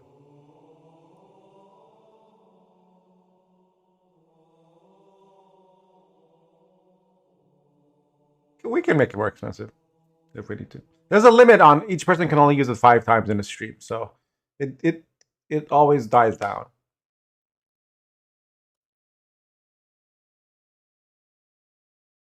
Okay. Just doesn't make sense. I told them this is one of the you have no, which isn't too bad considering.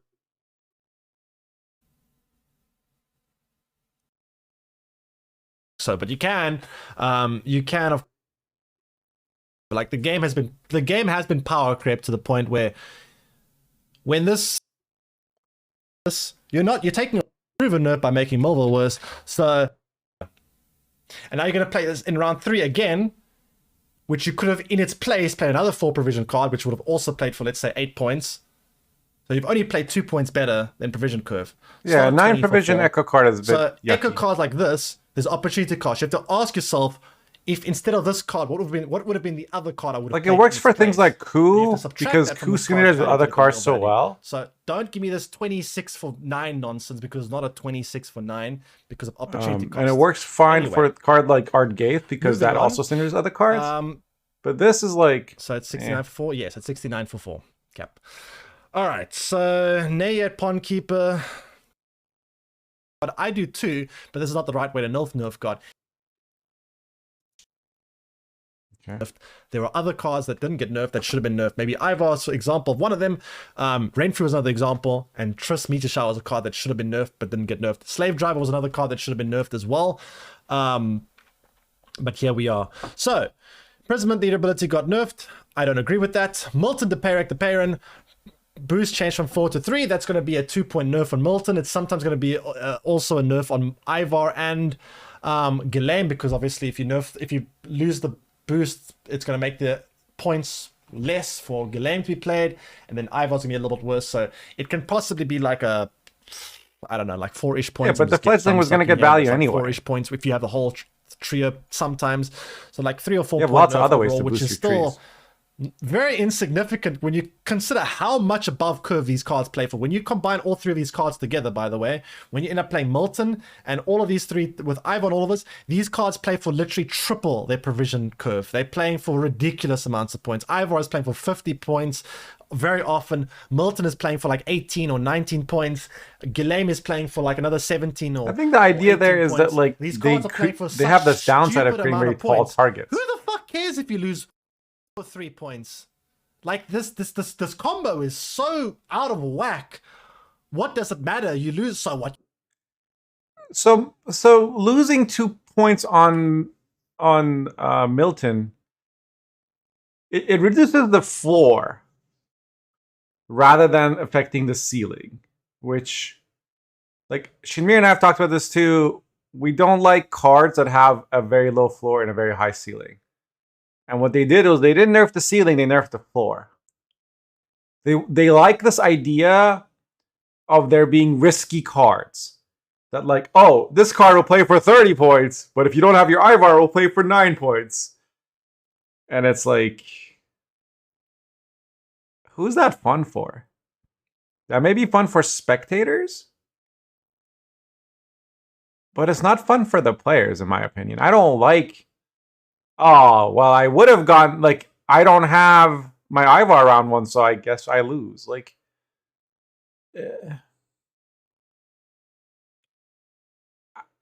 I think they might look at it and be like, this is making a card that's impactful, but then exciting if it works and not if it doesn't. Like, oh, damn, this could have been a touchdown, but it's actually an interception for a reverse touchdown. Instead of being a +7, it was returned off, by the defense for -14. And that's a 21-point swing, right? Like, that's not, I don't want to be the guy getting the concussion or the football getting thrown around, right? I am your customer, not whatever misguided dreams and visions you have of being the next League of Legends. I'm so, like, as someone who was, like, passionate about esports, and, like, I cheered when MLG, like, added StarCraft, and I cried when the internet went down in the middle of, like, their first big event where StarCraft was included, and I would, like, support streamers before there was Twitch, and I was in the Kickstarter for a documentary to, like, celebrate, like, esports. Like, I've since hugely regretted and been saddened by the success of, like, League of Legends and stuff, because all it did was painted the big fat fucking dollar sign on the glasses of these executives looking at gaming as, like, the next gladiatorial arena, the next thing for the poor people to watch and be sold ads on, and for poor, like, dumb suckers to risk their health and whatever while we all watch them for our enjoyment. Like, bread and circus is fun, except for the bread and the circus animals, right? And I keep getting the feeling that by playing these games, you're the circus animal. Because you need, like, 10 players for 1,000 people to watch, right? Like, and then a lot of those 1,000 people go and buy cosmetics because they want to be like Mike.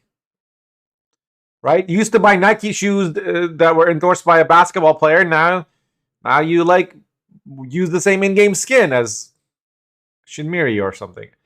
Like, if there was an in-game cosmetic you could buy, where instead of frogs you get shin minis, there'd be like 4 shin minis, and they give vitality to adjacent units. Wouldn't you pay $30 for that? I would. Where? My credit card is ready. My body is willing. Right? But that's where the shit is headed. I don't know. You lose 2 or 3 points. Who cares? You're playing a 50. This makes for bad gameplay. You're playing like a 20 for 6. I mean, and you're playing a Sir Depths a lot skin instead of Sir Scratch a lot. Duh. Obviously. And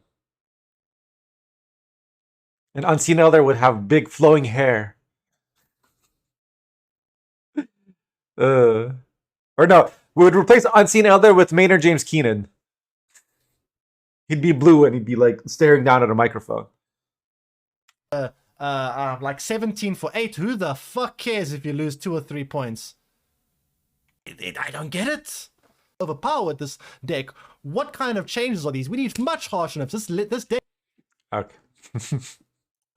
I mean, I don't disagree, but and in general, trying to make the card a people bit can more go watch popular. it if they want. Nice. Yes, I hope that all the Symbiosis enjoyers will reunite and will be happy with these changes, because yeah, I feel like it needed a little bit of a boost, and I'm really happy that this is coming for us Squaretel enjoyers. You got your head all the way up in it.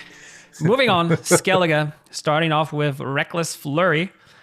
So we're seeing a change here in terms of the damage, which is going up, and the charges are kind of going down by 1.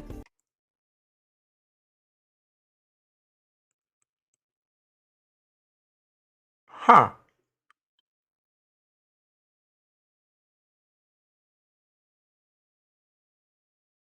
This is even, like, this is making it more Reckless Flurry.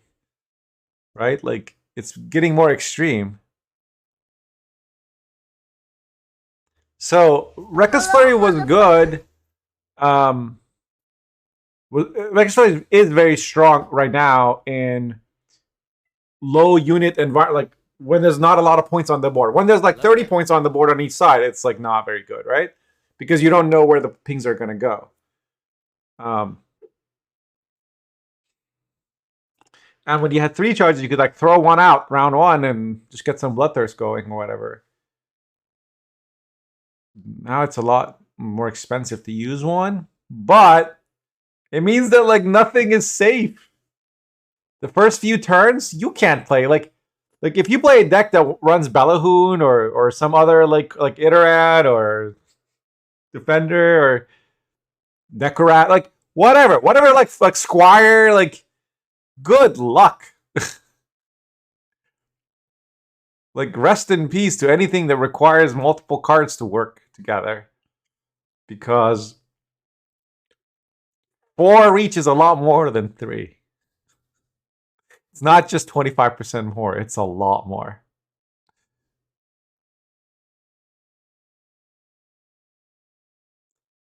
I mean, they were already getting clapped, Yondu. Anyone who's putting Saskia on board was getting clapped anyway. It was taking 2 charges, now you have 1 less charge anyway, so what's the difference? Plus, like, Saskia was dying to, 2 random damage from anything, like a Marauder. Since you have a 4 provision compass now in Skellige, like a Marauder, Berserker Pings, Rain, Surrender, like all of which these decks were running. I mean, that is not the way to balance Saskia. Again, another example of a very low floor, very high ceiling card. It's not fun. I don't want to be a crash test dummy.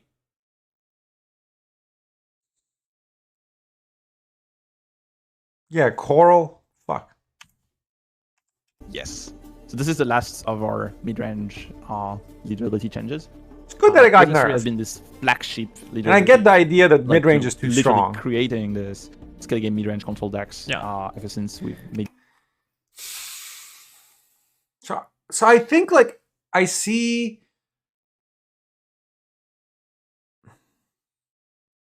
the thought process, and I see what they're trying to do, and I see where they're going. But I think, and I've talked about this a little bit before, I think fundamentally for me,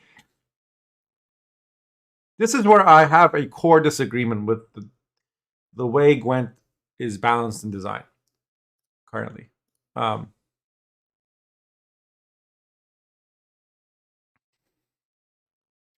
think the team looks at it as an ecosystem.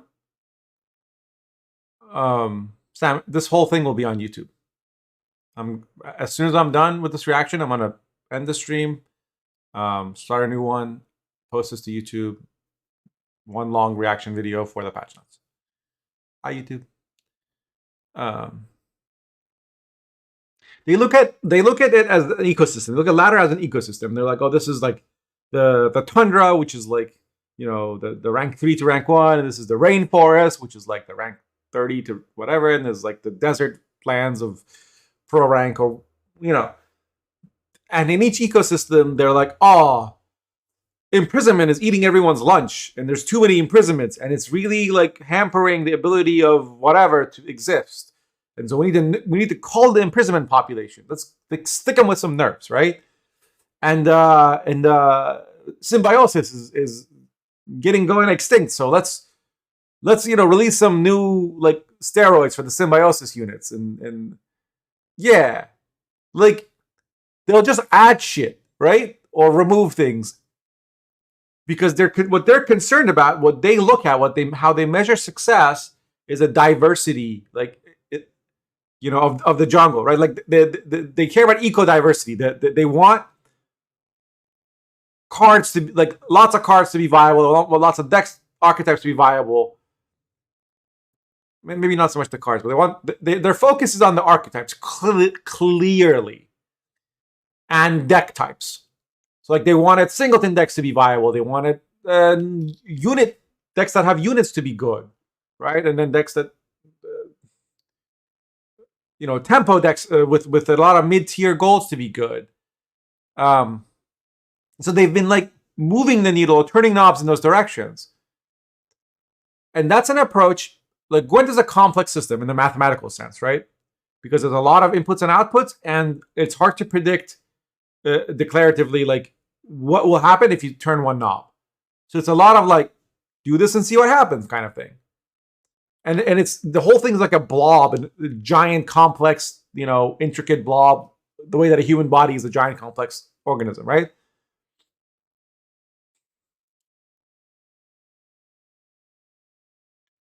The problem is you can't predict that. Like the human mind certainly can. Simulations can't really, because there's humans involved and it's too complex for current. So there's no really way for them to know what's going to happen, and they're just kind of like winging it and trying stuff and seeing what happens. That's if you're like looking at an aquarium, or a terrarium, and watching how the species interact with each other. It's not great if you're one of the fucking ants. Okay?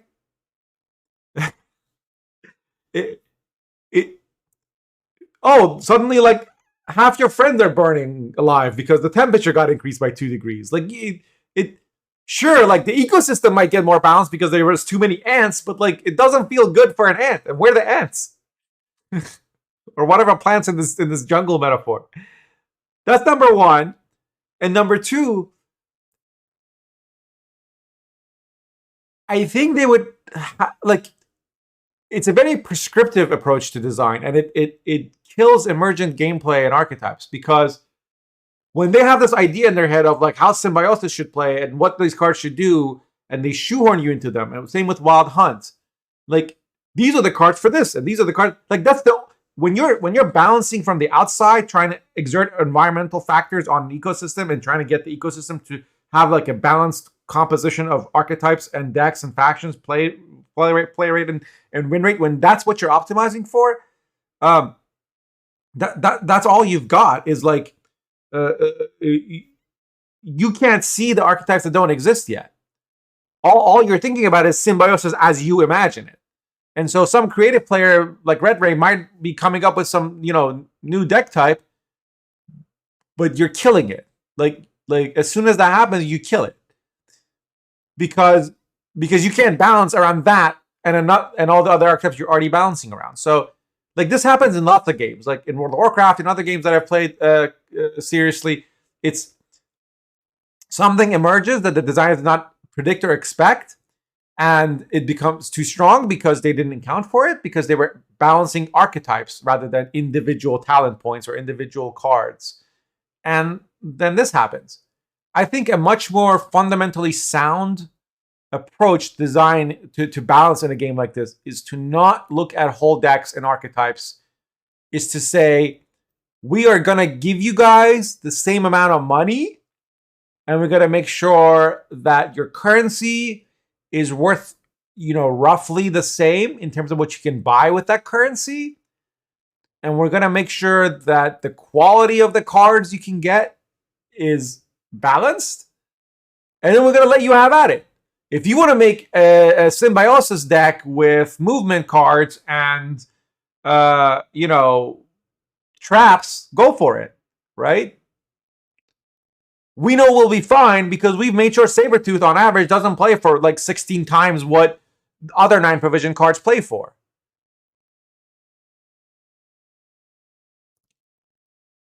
So you can balance a complex system by influencing the environment from the outside using like environmental factors and inputs and outputs, or you can balance a complex system by modifying the individual actors in the system. You can modify the ant. If the ants are rampant in this landscape, you look at what makes them strong. Why are there so many ants? Oh, it's because ants have these like really sharp teeth, and those sharp teeth can pierce like the beetle armor. Okay, let's reduce the armor piercing stat on the ant teeth, and then they won't be rampant anymore. Like, you're balancing from fundamental causes and fixing the source of the issue rather than making it so hot that all the ants die. Because when you make it so hot that all the ants die, suddenly like whatever the ants were keeping at bay becomes rampant. Like you just exchange one problem for another. And if you look at the balancing situation of Gwent for the past year, it really does feel like whack-a-mole. There's some new OP dumb shit every month. Oh, they did a bunch of stuff, but they added band attack, and suddenly it's elves everywhere. An infestation of elves. And it's oh, they wanted to buff Firesworn, so they buffed those bronzes. Suddenly we have off the books dominating every tournament.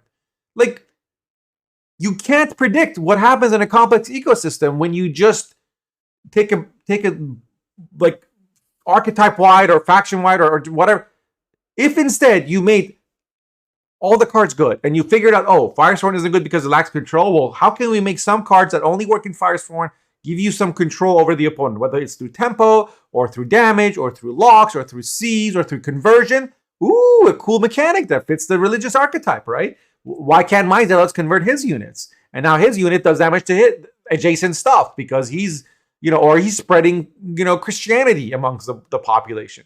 Like, instead of like doing stuff like that, where they say this, when I play like as a Firesworn player, when I am playing this deck, I feel sad because the opponent played a Self-Eater and I can't do anything about it. I just have to look at it while it multiplies and fills the board, and I'm dying a slow, painful death.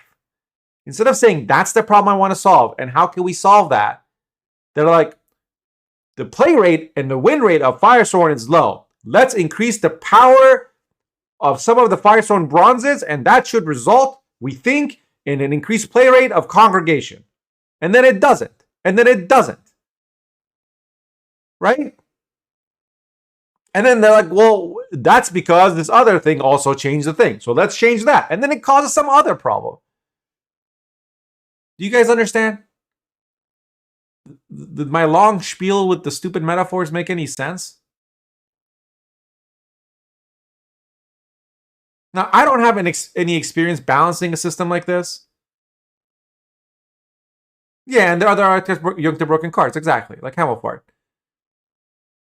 I bet you when they buffed him or added him to the game, they weren't thinking about line pockets.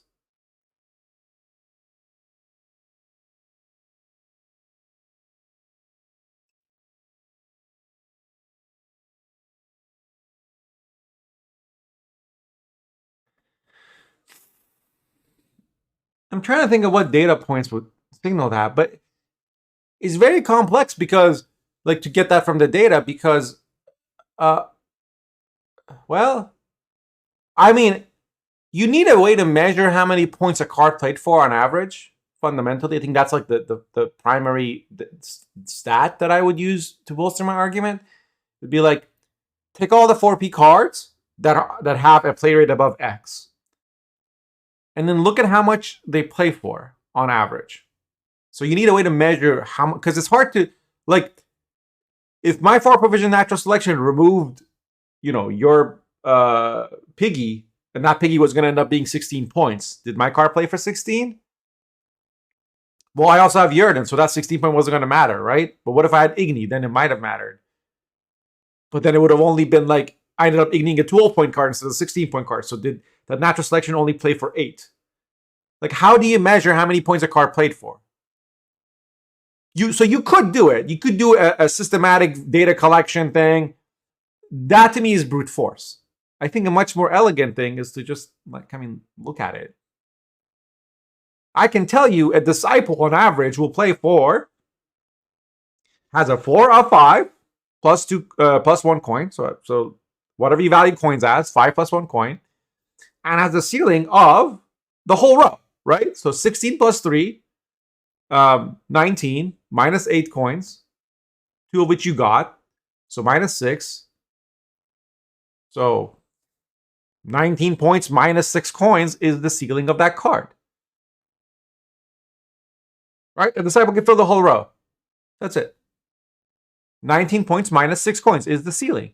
And you compare that ceiling of that card with other cards. And it's fine for some cards to have higher ceilings because that makes them good for long round, and some cards have lower ceilings, but maybe a higher floor because that makes them good short round cards. But what you can do is you can compare, you can like plot all this. You can be like, this card across, like after X turns, right? So this card has a floor of this, a ceiling of this, and a graph over time being turns of Y. And then it has, this much power, so it gets removed X percentage of time. Again, you could take a super rigorous approach to this. I don't think you need to. I think a bunch of people who play Gwent and are decently intelligent could look at the cards and give them some numbers. And it won't be perfect, but it'll be a lot better than current. We won't have like obscenities like Spotter ever happen if there's somebody whose job it is to just look at these numbers and be like, this one's whack. Nah, that's too high. Like in olden times, if you wanted to put something heavy on a mule, the guy who'd had a mule for his whole life would look at that crate, give it a little lift and be like, that's too heavy for my donkey. My donkey can't lift that. He doesn't need like a table of the so-and-so's almanac of donkey mule capacity chart cargo leverage thing. He just like knows. So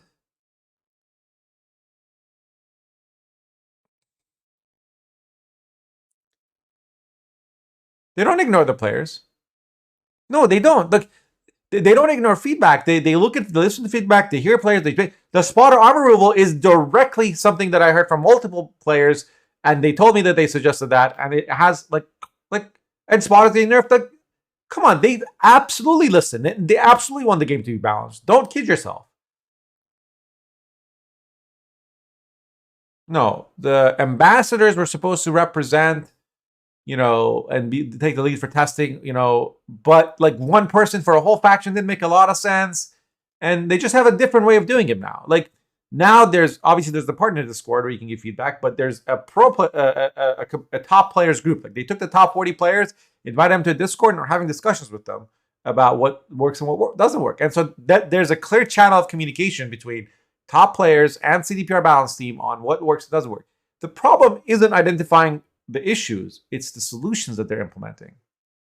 And knowing that they're smart people, they are. Knowing that they're well-intentioned, they are. I know those things to be true. And seeing that I disagree with some of the direction, I try to reverse engineer why I think there's a discrepancy between what I think should be the solutions and what I see coming from the team. And I've made I have a theory about how they look at balance. And that's the ecosystem thing that I described, going off some of their comments and some of the changes they make.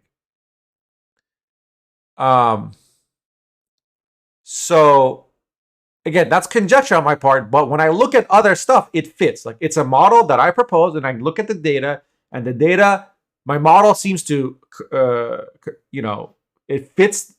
There's a, there's a fit with previous data, and it has good predictive power on future data, on future changes. So that makes it a decent model. Based on the assumption that my model is correct, or at least useful, I am then saying, here's a different, hey, there's a different approach that I think they should take. And it comes from like I'm not, I didn't study math in college. I don't know if there's any math majors or applied math majors or anybody who's done some higher math or applied mathematics who can like explain like complex analysis and like correct me on like the terms or whatever. But there is an approach to dealing with complex systems that suggests like you look at the individual actors and you change the fundamental properties of the actors to achieve a change in the system's behavior. And I think the team is focused more at the archetype level and not at the card level. And while that may seem like a shorter, easier path to archetype diversity, win rate balance, or whatever, that's not going to result in my opinion, a good gaming experience for most players, or deck builders or competitors or whatever. I think, and this is like an opinion, I could be wrong. Like the game that I'm describing, you might all hate it. I personally think the game would be better and more fun if cards were looked at individually and not like, and I'm not saying in a vacuum. There's a difference, right? I'm not saying in a vacuum. I'm not saying that natural selection should be only counted as a 4. It's not. It will play for more than 4 points. I'm saying you take a approximation based on experience, based on reason, based on common sense of the average points a card typically plays for. And if you don't know that number, play 20 games with 5 games each with like 4 decks that use this card, right? And just write down how much it played for, and have 3 other people do the same, and then look at your numbers, and if they're all pretty close, be like, all right, this card's usually a 7. This card's typically a 7 for 4. Cool. We did that for all 64 provision cards, and it turns out that there's like 20 of them are within the standard deviation from the middle, and there's like 20 of them that suck and 20 of them that are OP. And then we just take these 20 and like subtract 1 or 2 or 3 points from them so that they come to the middle. Ah, banana form, indeed.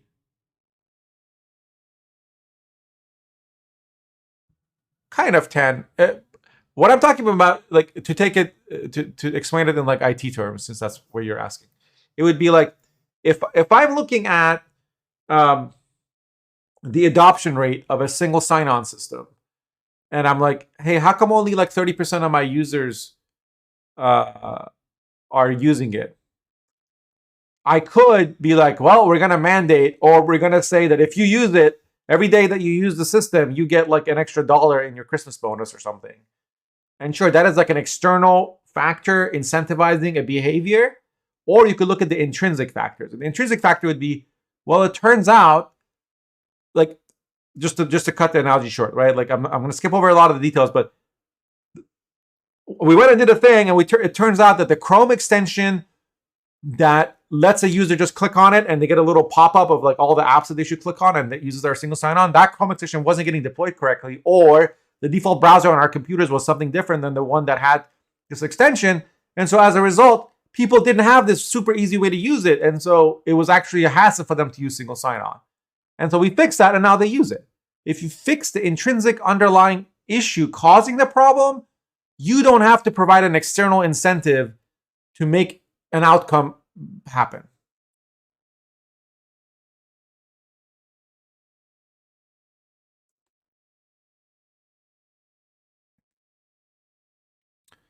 Val, can you explain how one would balance using a Monte Carlo simulation. Simulation.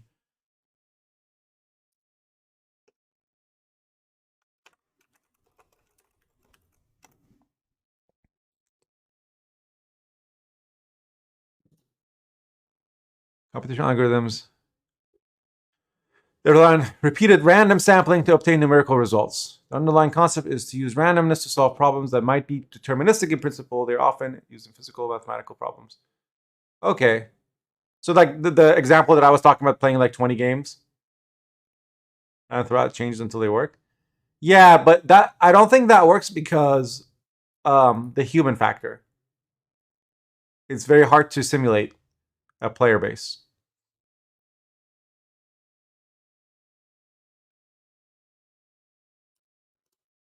That change to it. And so this changes we're introducing does reduce the total damage by 1, right? And reduces the flexibility of the card since we're removing a charge. There is one benefit though that does actually increase the reach whenever you use a charge. You know, in situations where you Does it one now? thing that would have been a bit awkward before. You don't say. Now you manage to feel a bit better about it, but you know, let's be honest. This is a nerf, and it's intended to be a nerf. Yeah. Simple as that. Yeah. Okay, so that's Reckless Flurry for you. Man, and now it's moving like on to- when they say some of this stuff, it's like I get the feeling there's like a doctor delivering bad news to a patient. Let's be honest. This reduces your chances of survival past 6 months. Like, bro, you're removing a point from Reckless Flurry. It's fine. New game mode randomly try to change it to something clicks. I mean, sure, they could have a sandbox mode, but I don't think Gwent's big enough. You know, and that requires tooling. That requires platform level thinking. It requires like leverage. Like, look, they can't even leverage us for translations. Okay. Or like where's the user voice site? Right, for Gwent, for UI, for quality of life. Like, where can I just upvote ideas and downvote ideas? And they're not thinking of us as assets. to Sova. There we go. Sova? One of my favorite That's how arts you from say the- it? From the past Yeah. card drop, for sure. And so with Solve, as we were talking of mid-range, Solve definitely found its spot in there. Oh yeah. Because, you know, it was like this proactive, uninteractable play. It works super well with Reckless Flurry, right? Because then you would get even more value out of it, like from having random units be damaged through the armor. Like, it was incredibly non-committal because you could drop Solve and decide whenever you wanted or not to summon the beast.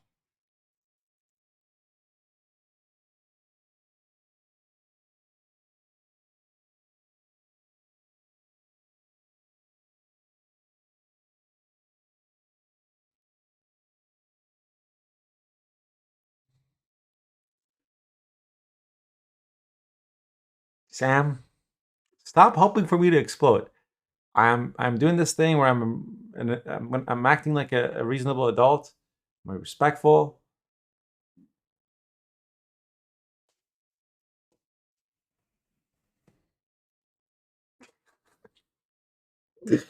You're a bad influence.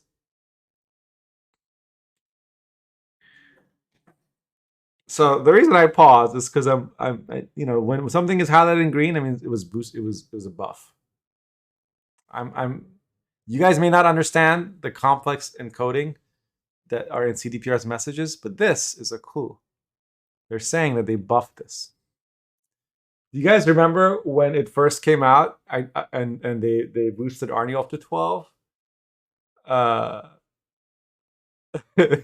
I was like, oh, they did it so you can't Igni and hit and kill Arnie off and Soph at the same time. Well, now they boosted Soph to 12. So you can. But they changed Igni to go from 20 to 25. So if you play Soph and Arnie off in the same turn, it's only 24 points, which suspiciously is 1 below the limit required for Igni.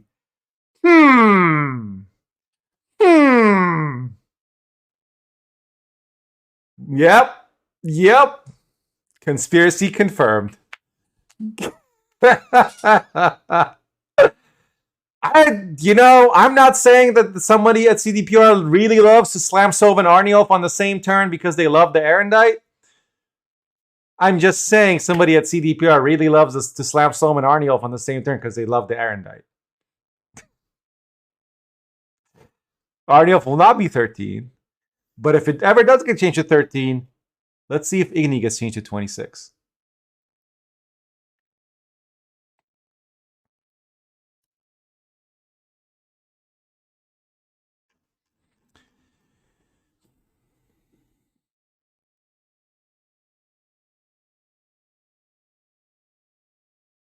Neither Sov is immune.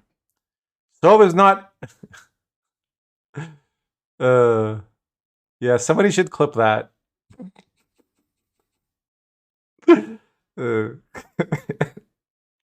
And tag it as or Illuminati or something. All right, I'll make a command for it. Summon a beast from your deck to the opposite row and infuse it with Death Wish. Boost the enemy self twice by own base power. Then damage by 1 for each time and gain immunity. So, this thing is not immune.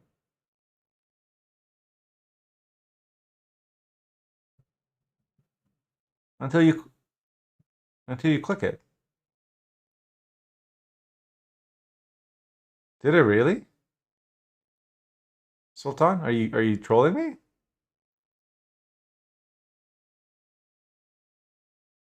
Well, it doesn't say immune over here. So oh, it's on deploy. What?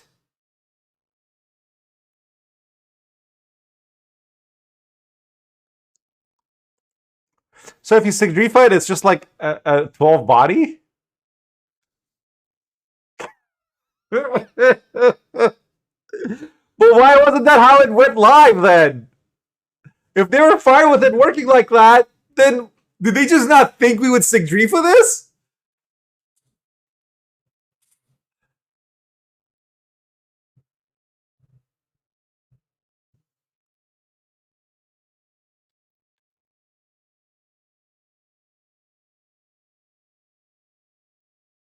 No, they'll play it on the Slippy?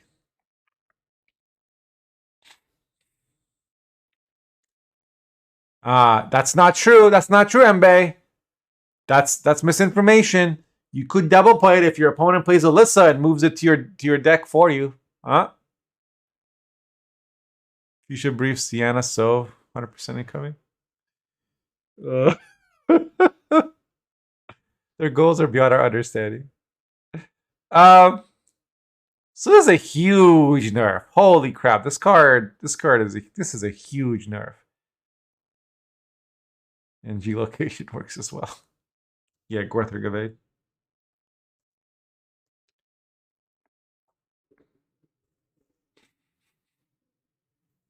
Yeah, but you can't get Yondu. You can't get Gorther Gavade from Uma, right? But you can get Alyssa from Uma. Not Alyssa, Asire. Huh? See? Lippy decks can't Gorther Gavade. Unless they play Ophiria Merchant.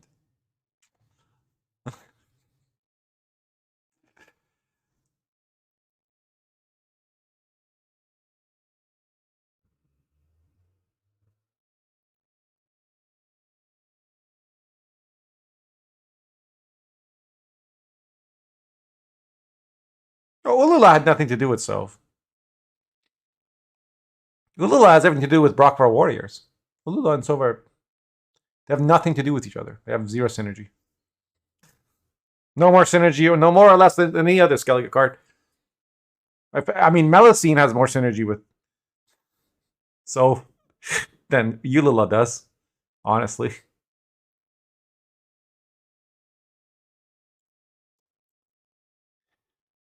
So boost enemy Sov twice by own base power, then damage it by 1. So when you deploy it, the beast goes out and gets the death wish. So a Peller counters him now. Unless you have enough damage units on the opponent's side that like on deploy it also kills the beast and then boosts, but then like opponent can still prevent that the turn before you play this.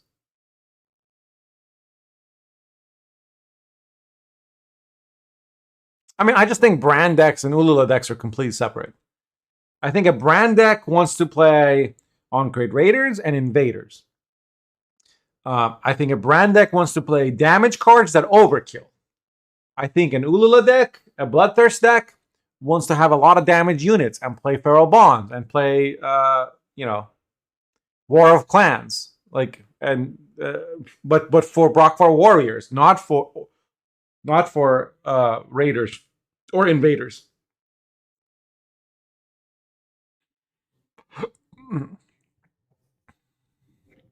One wants to not kill stuff, one wants to kill everything.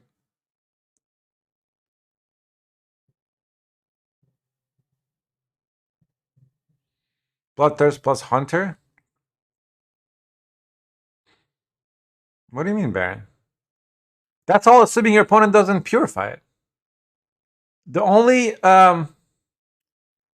Cataclysm was like Cataclysm Rain, maybe, but like that requires that it be on a road that doesn't have a lot of other stuff.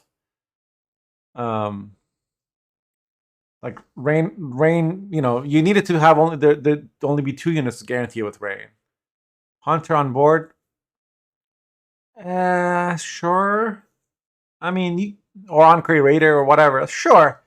Look, yeah, but again, those things all have to be on the board the turn before you play the Sove. Just like Bloodthirst has to be on the enemy side the turn before you play the Sove. So opponent has the turn to do stuff. Patricide of Fury, yes. Patricide of Fury will be a way to make this reliable. And when they showed it, they clearly intended for this to be played in Patricide of Fury. Not right. This is what it is. They like had this thing in their head of like, we need to buff Patricide of Fury, right? It's the least used archetype in Skellige or whatever, right? Or it just needs some love. And so they add Ukulele, which buffed cards like Udalric that were never used, and Herkia. And again, we still dumped all those things and played the 4P broken-ass Brockvar Warriors. But that's a separate point. They're like, let's give them a good card that has good synergy with Arniolf, and let's buff Arniolf, and people will play Arniolf, and we're going to see Arniolf, and the numbers on Arniolf will go up, and I'll get a bonus from my boss who told me to make every archetype played. And then we're like, hey, that's a good card. Let's play it in Necklace Flurry. With discard package and Compass. Woo! Completely revolutionized the gameplay of Skellige. It used to be Compass with Pirates. Now it's Compass with Warriors. Woo! Different leader, same shit. Don't balance archetypes. Balance cards. Make cards have synergy with archetype. Increase synergy between cards and archetypes and make the cards not suck. Then archetypes will get played. We will play them. People will play. If you make every archetype viable and give it decent cards, we will play them, even if the other ones are better, because some people, we like them. I play vampires because I like it. It's fun to put damage over time on targets and have that give my unit strength. That's the fun part of the game, not the win rate, not the whatever. Or I like insectoids because I like to, have a whole bunch of bugs just all over the place. And like, you can't kill them all. And more bugs will spawn. Like, that's what will happen. Even pro players are like that. What, you think Gabane likes Alumni because he thinks it's the best archetype? No, he likes engines. He wishes he could play engine decks. He doesn't want to play mid-range piles every game. Are you not entertained? Are you not entertained? Is this not why you are here? Exactly. And even if you were summoning it, you had this option to just kill it on the same turn. All of this was not what we wanted to solve. What we wanted to solve was a card that would be a payoff for Bloodthirst-centric strategies. Yeah. So the changes we've introduced is moving from order to a deploy ability. That is roll-locked, so that you actually do have the option to not summon if that would be a problem for you. The immunity is now conditional on actually summoning a beast. You do not get the immunity otherwise. we have raised the power of Sov by 1 to, compensate a bit the nerf. But basically, we'll like monitor how Sov is doing and make sure that he doesn't crash too hard and actually fill the spots of being it will crash too hard. That first reward that we wanted it to be. 11 provision card that we'll plays see for. how he'll perform after this has a change. floor But of 12. yeah, I think it's also one of No, those thank cards that players enjoyed a lot. So Baron, you missed the CSI stream, but we analyzed the reflection of the lens, and we figured out what's going to be in the next Gwent expansion. we'll see how the impact on this change will go through.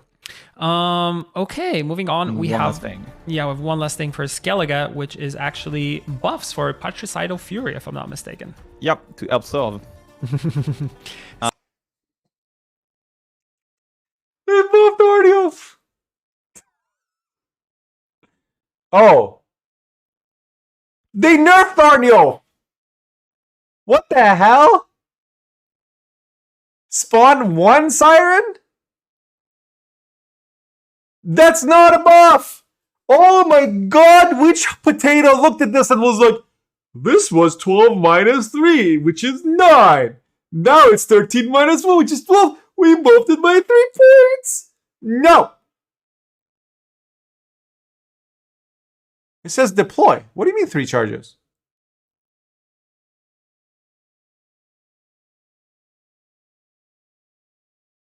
Oh. Spawn a defending siren on enemy row and damage it by 1. Charges 3. Once all charges, spawn a play arm. Oh, so you get 4 sirens and a 13 power Arniel. Yeah, no spoilers, please. Oh.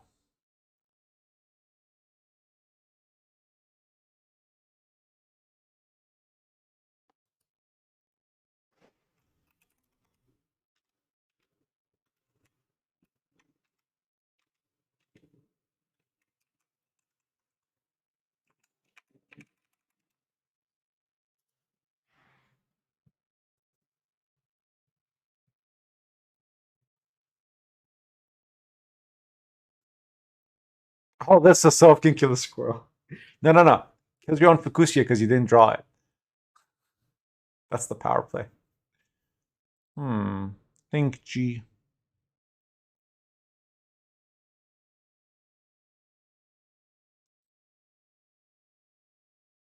Arniel will never be 13. Mosh 15 minutes ago. Oh, there's a. There's a home council. Wait, there's one that takes notes. Where's that one? We need the secretary there, the treasurer, whatever. Does this make Hill play? No.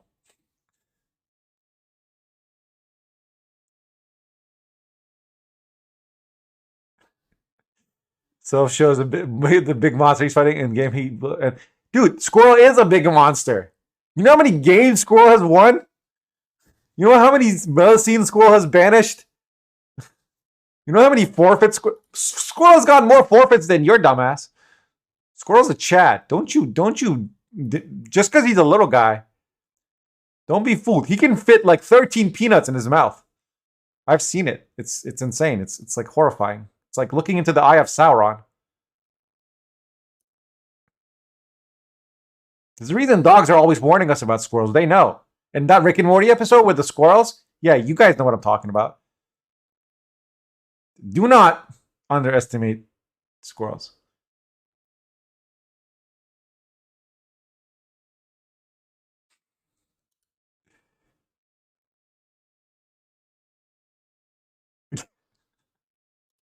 So yeah, there's some changes here, and I think some flexibility changes. Yeah, exactly. So Patricidal Fury. Was that a spoiler, Sam, or you get Arniel, you get 3 sirens? That's 3 Bloodthirst triggers. What we've done is we've decorrelated the siren spawns from Arniel partially. So now you have 3 charges. Each one summons, the siren that then gets damaged. That's good, actually. That's a pretty big buff.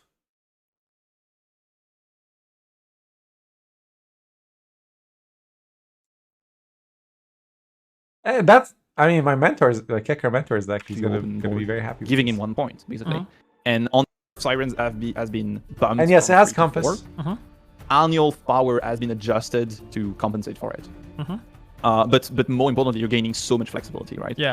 You can, this is one less siren that you have to give to So your they're nerfing like control archetypes and the AD is adding to, more help things out to the doctors game where by you giving play them cards and you more boost them. flexibility, and like allow them to be a bit less stuck. That's a is that's a also one of the positive reason thing that they're Reckless recognizing Ready that was that's what probably, players want. An interesting choice for them prior, because Reckless Ready was bringing Posh out of that flexibility, right? Yeah, Just Fortune. I like this charge, change too. and try to get. I mean, that it's a instant buff offers. for sure. It's a Yeah. big buff.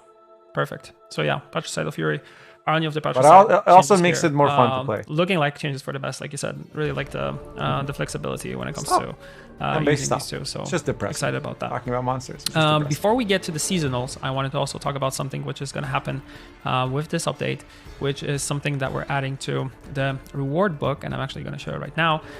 We're adding something called resource exchange, so you can be able to trade reward points for meteorite powder or scraps or ultimate kegs. Finally, I can and buy this is stuff. how it will look like in the game itself. So you will be able to exchange one of your reward points for 10 resources or 25 when it comes to the ore, or when it comes to card scraps, just 30 keys? or one.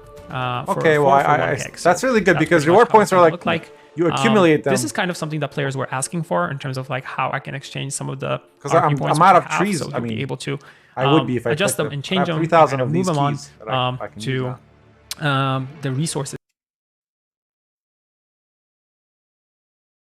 Is there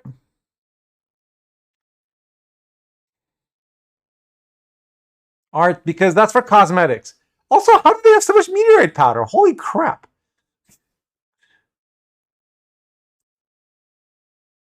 Chat, do you think it's possible that I could click here on this little one? That you need in terms of crafting. Sorry, I didn't mean to actually click. And type the numbers 1, 0. And then press buy. Wait, where's the buy button? I have to like click this 10 times. Okay, I'll rant about that here in a second. Then I have to click on this?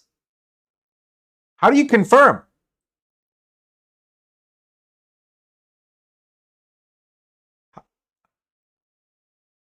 Like you change the number and then you just wait 5 seconds and it goes through? Like, what? Who approved this? The circle? I mean, I assume when I change this to 10, this will change to 100? And then I click it? But I can't... I mean, it's not like it's lit up or anything. Doesn't hold similar to a coin? What the hell's a coin?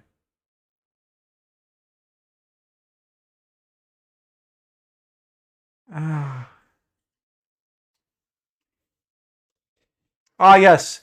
The famous design pattern known as a horizontal scroll bar with an icon and number in the middle that isn't a text field, with a button with a picture on it up top with a number that represents how many of these things convert to those things, that is actually a clickable element that you can't tell is clickable. Holy fuck! What? I mean, it's fine, right? Like, I know you look at it and say, like, oh yeah, whatever. Once I learn it, I can figure. But it's just like, it's like buying an Armani suit and having the tag be like on the back over here and sticking out and like not be removable. It's like, okay, I guess I could have Taylor remove that, but why? Why didn't you just put it on the inside? Like, why isn't it a horizontal scroll bar? Why isn't it just, why can't I type the number? Some people wear their Armani suits like that. I hope you need to click the other ones to zeros. Yeah. So like, if I click this, am I buying all, like if I change all these numbers, if I click this, will all those reset? Like, what will happen to those numbers? Am I like, is it? I'm gonna give you like 3 keys and 2 tomatoes and this empty can of Fresca. You give me 16 ore and a small amount of peas. Like, what am I bartering with? Like, who? What? Don't get mad at the only intern who works on the game. I will. Intern, get in touch. I will teach you. For the good of humanity, I will teach you. For free. I will, on stream, off stream, I will. CDPR. If you guys need mock-up review, a UX review, just add me to Jira. I'll mark up this shit. I'll you know. I'll get on Figma. Free of charge. I'll just tell you where the UI is stupid before you release a new thing. The faded image below could be a button. This thing? This could be a button. Or this, or this, or this. But this is already set to 4, so why isn't that lit? Also, this is a background over here. Why would it be an interactable element here? That would be even dumber, honestly. The circle is like the least dumb option. The best option would be a button right here that you click.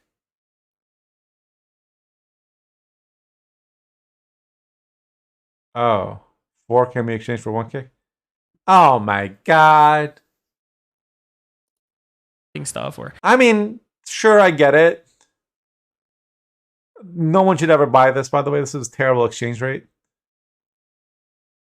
I guess it's not, because 4 is fine. But you should use your reward keys on the talent trees, if on the actual reward trees if you need CAGs. This is really only useful for people who need, in my opinion, meteorite powder, or have run out of things to spend their keys on. Yeah, this is for when you run out of trees.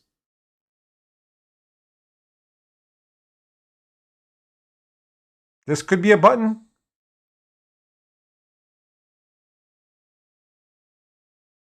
But this just says how many. Anyway, the non-stupid way to do this, right?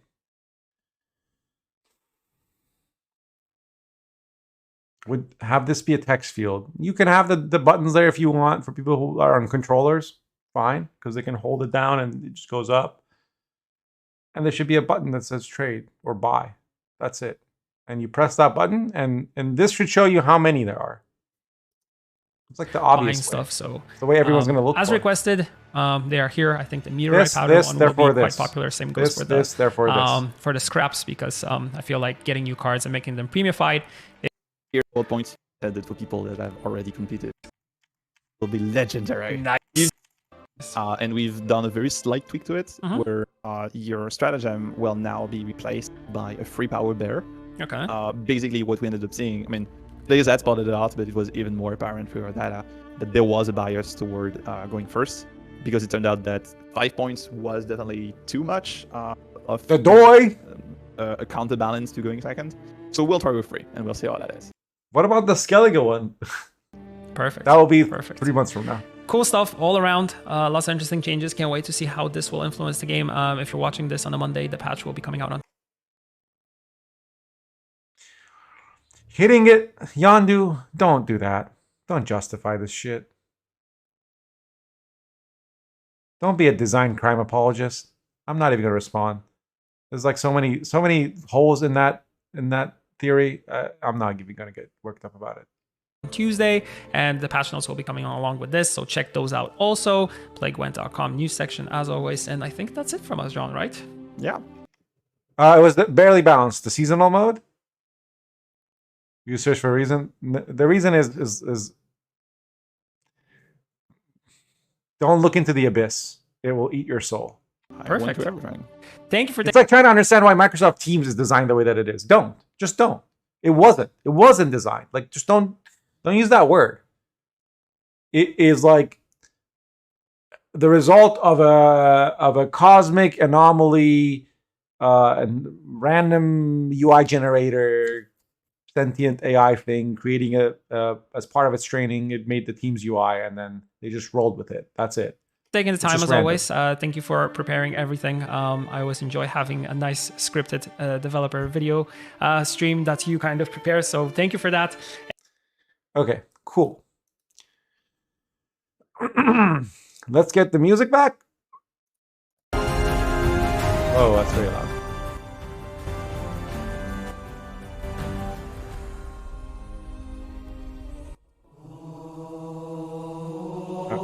Okay, don't. That's the last one, or I'll mute it. I just want to quickly review, make sure there wasn't anything in the patch notes that we didn't talk about. Was everything in the video?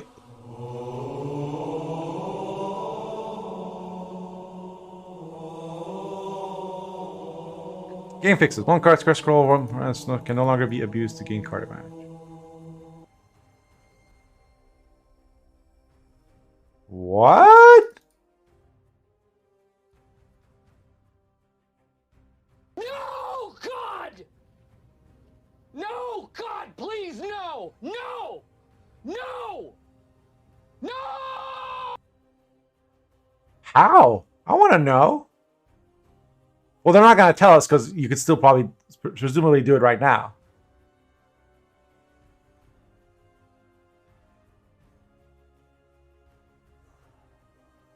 Maybe if you like play a card like Dandelion or something, it's like play a card, draw a card. Doesn't say anything about seasonal.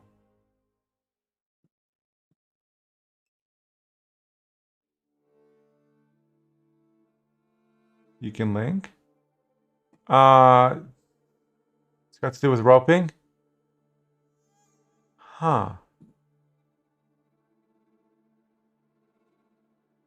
I feel like somebody did something, and on stream I was like, that's not... Is that a bug? And I was like, is it because he roped?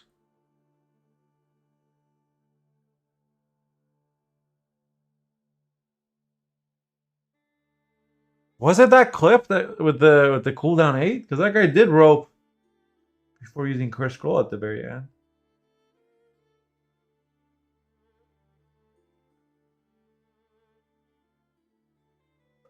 Rope while choosing curse scroll target to put back in your deck, and if you wait until the end of your turn, the game would not discard a card from your hand. Oh, okay.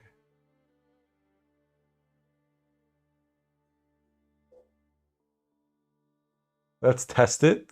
No, that's not. I don't want to promote abuse. Has that already been fixed, Oculus? Or is it still live?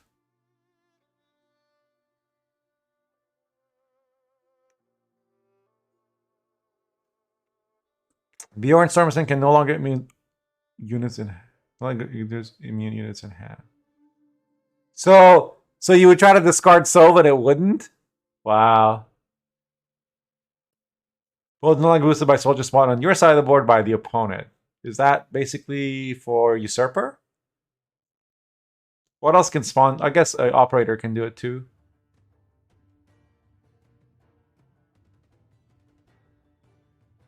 Drag Bondu. What the hell is this even? It's literally the first time I've encountered these three words.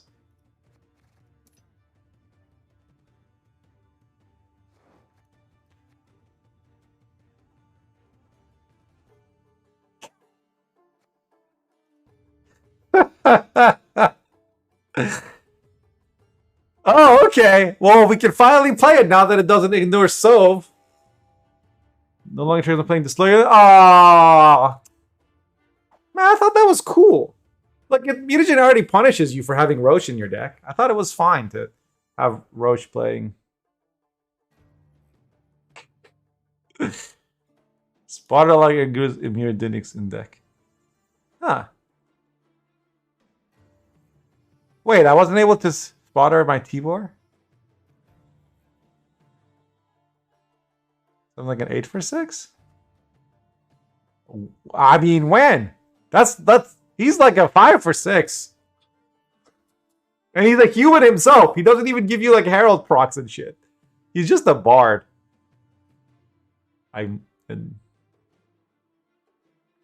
No 11 armor from Sov. No, my opponents were constantly getting 11 armor from my Sov. That's not it. I think this is for like units in your own deck. My opponents plenty of times got 11 armor on their Sov, on their spotters, and that could only be from Sov. Because I wasn't running like anything else in Skellige that had I don't see anything else with 11 power.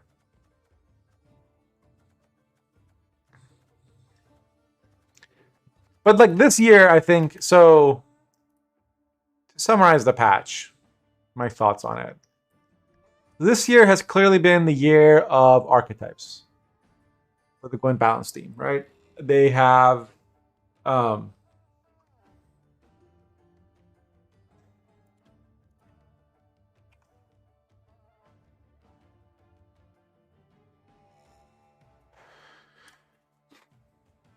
I was making a thumbnail for my YouTube video.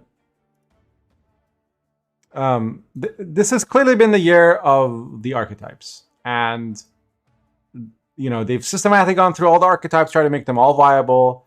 If you look at the archetypes in Gwent right now, like you make a new deck,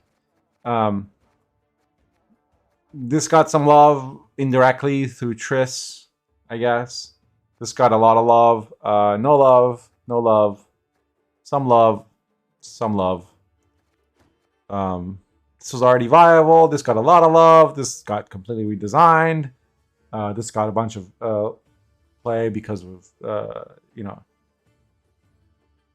what you may call it, shielded units, the Golden Necker, and then later those Knights.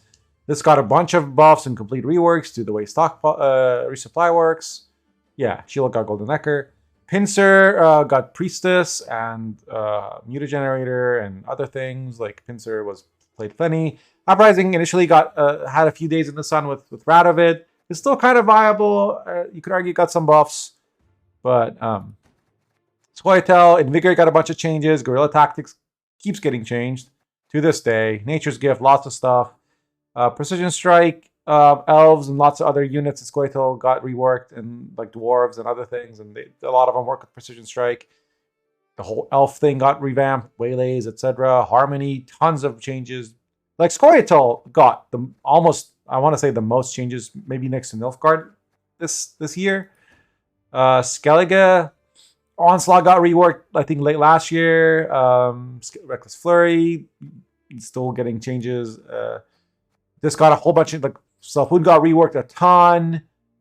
Rain got some changes. Passive Fear got a bunch of changes. Most recently, Ursine, yes. Sorry, this is Self-Wound. This is Alchemy. Alchemy got like the change to Crow Mothers, and we got Truffle. The Truffle got nerfed, and Truffle got nerfed again. But it's been affected by lots of stuff. Same with like Imprisonment, Imperial Formation. Imperial Formation used to almost never see play. It is now like a very playable archetype. Imprisonment has always seen play. It got a lot of play most recently. It got nerfed. Tactical Decision, I don't think it got a lot of changes, but it's one of those things that has always been alive because it works well with certain decks. Hyperthin got some changes. Albrich got reworked. Golem, Tibor, etc.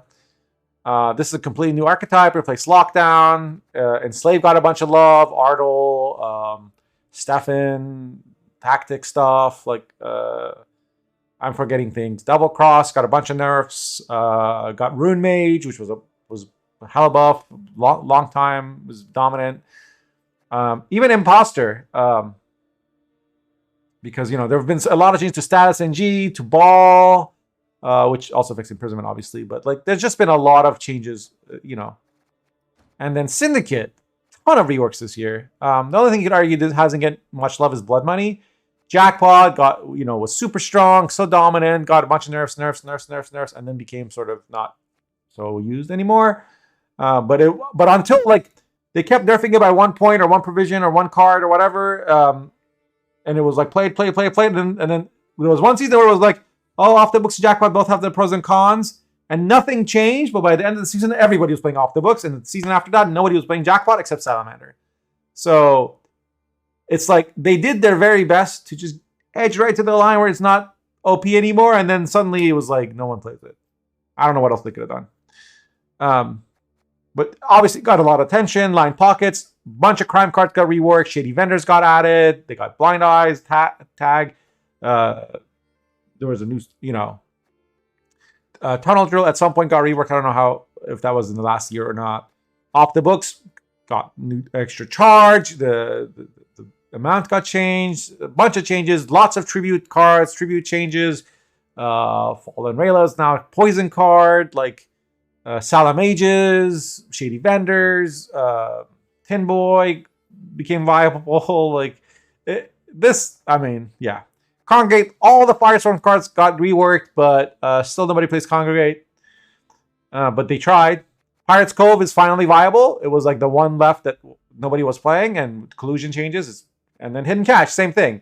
It got a bunch of buffs to horde cards, and they got a scenario, and it was played, and then it was very binary sometimes, or very strong in situations, and got some nerfs that were deserved, but now nobody plays it again.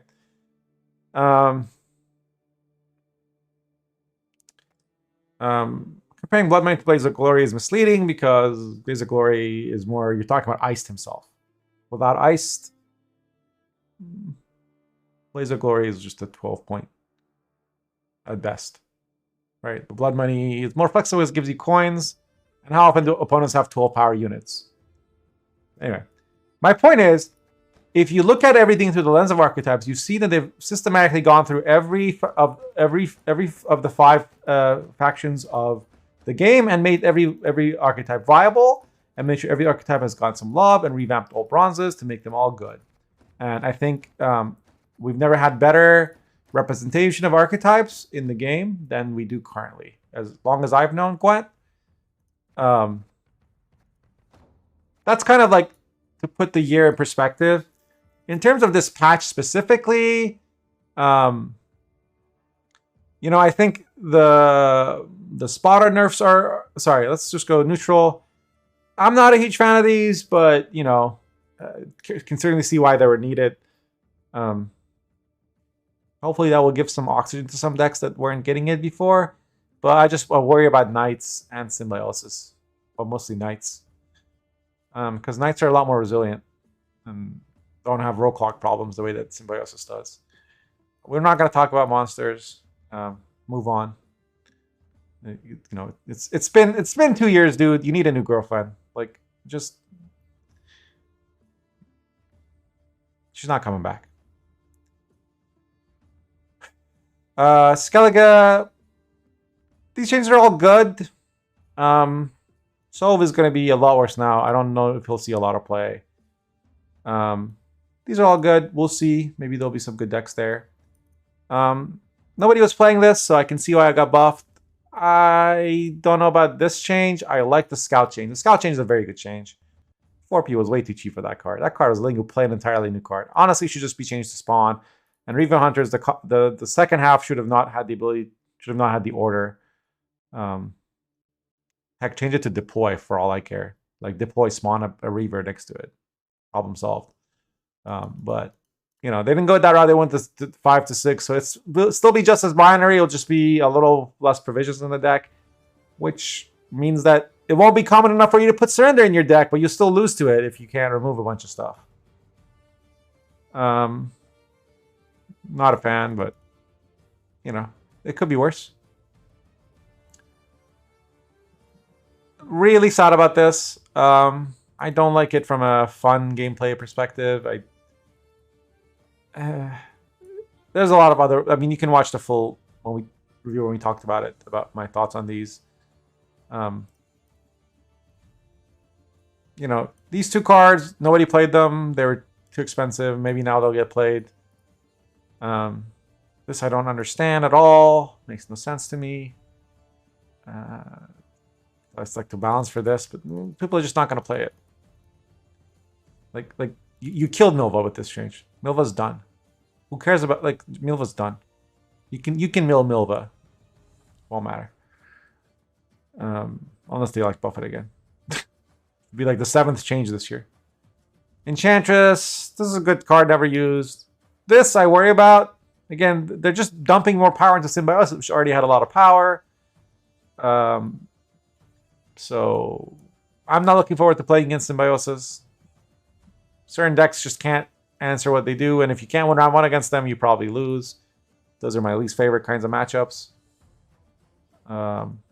Provision change on Imprisonment. I don't know how much this will do, honestly.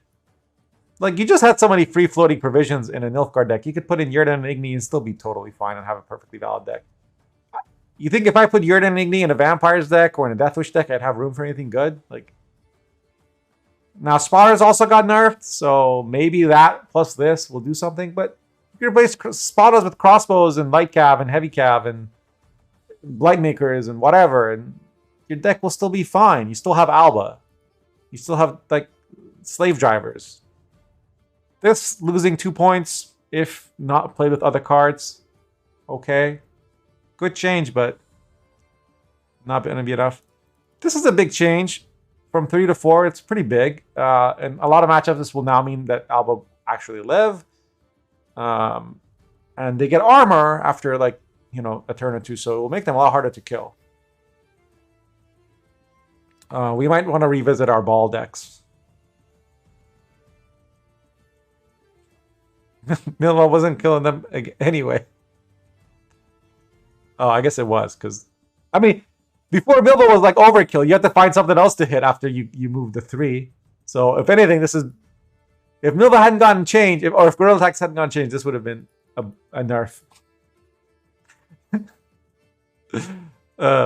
Spotter, they lose armor. This was a good nerf. Provision cost, I don't know if this was a good nerf or not.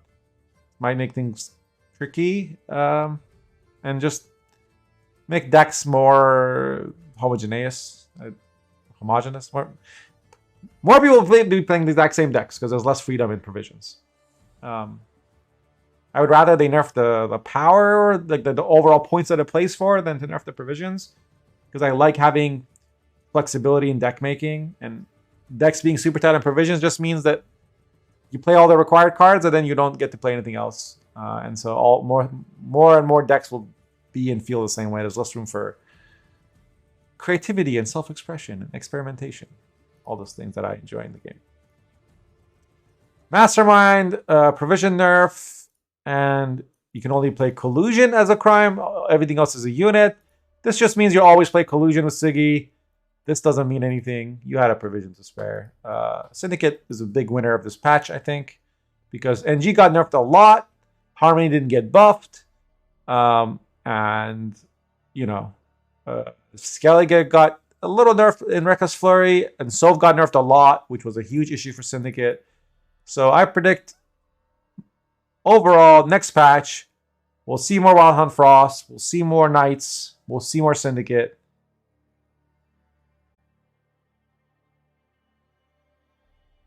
I guess hold out till the next card drop, see what happens then.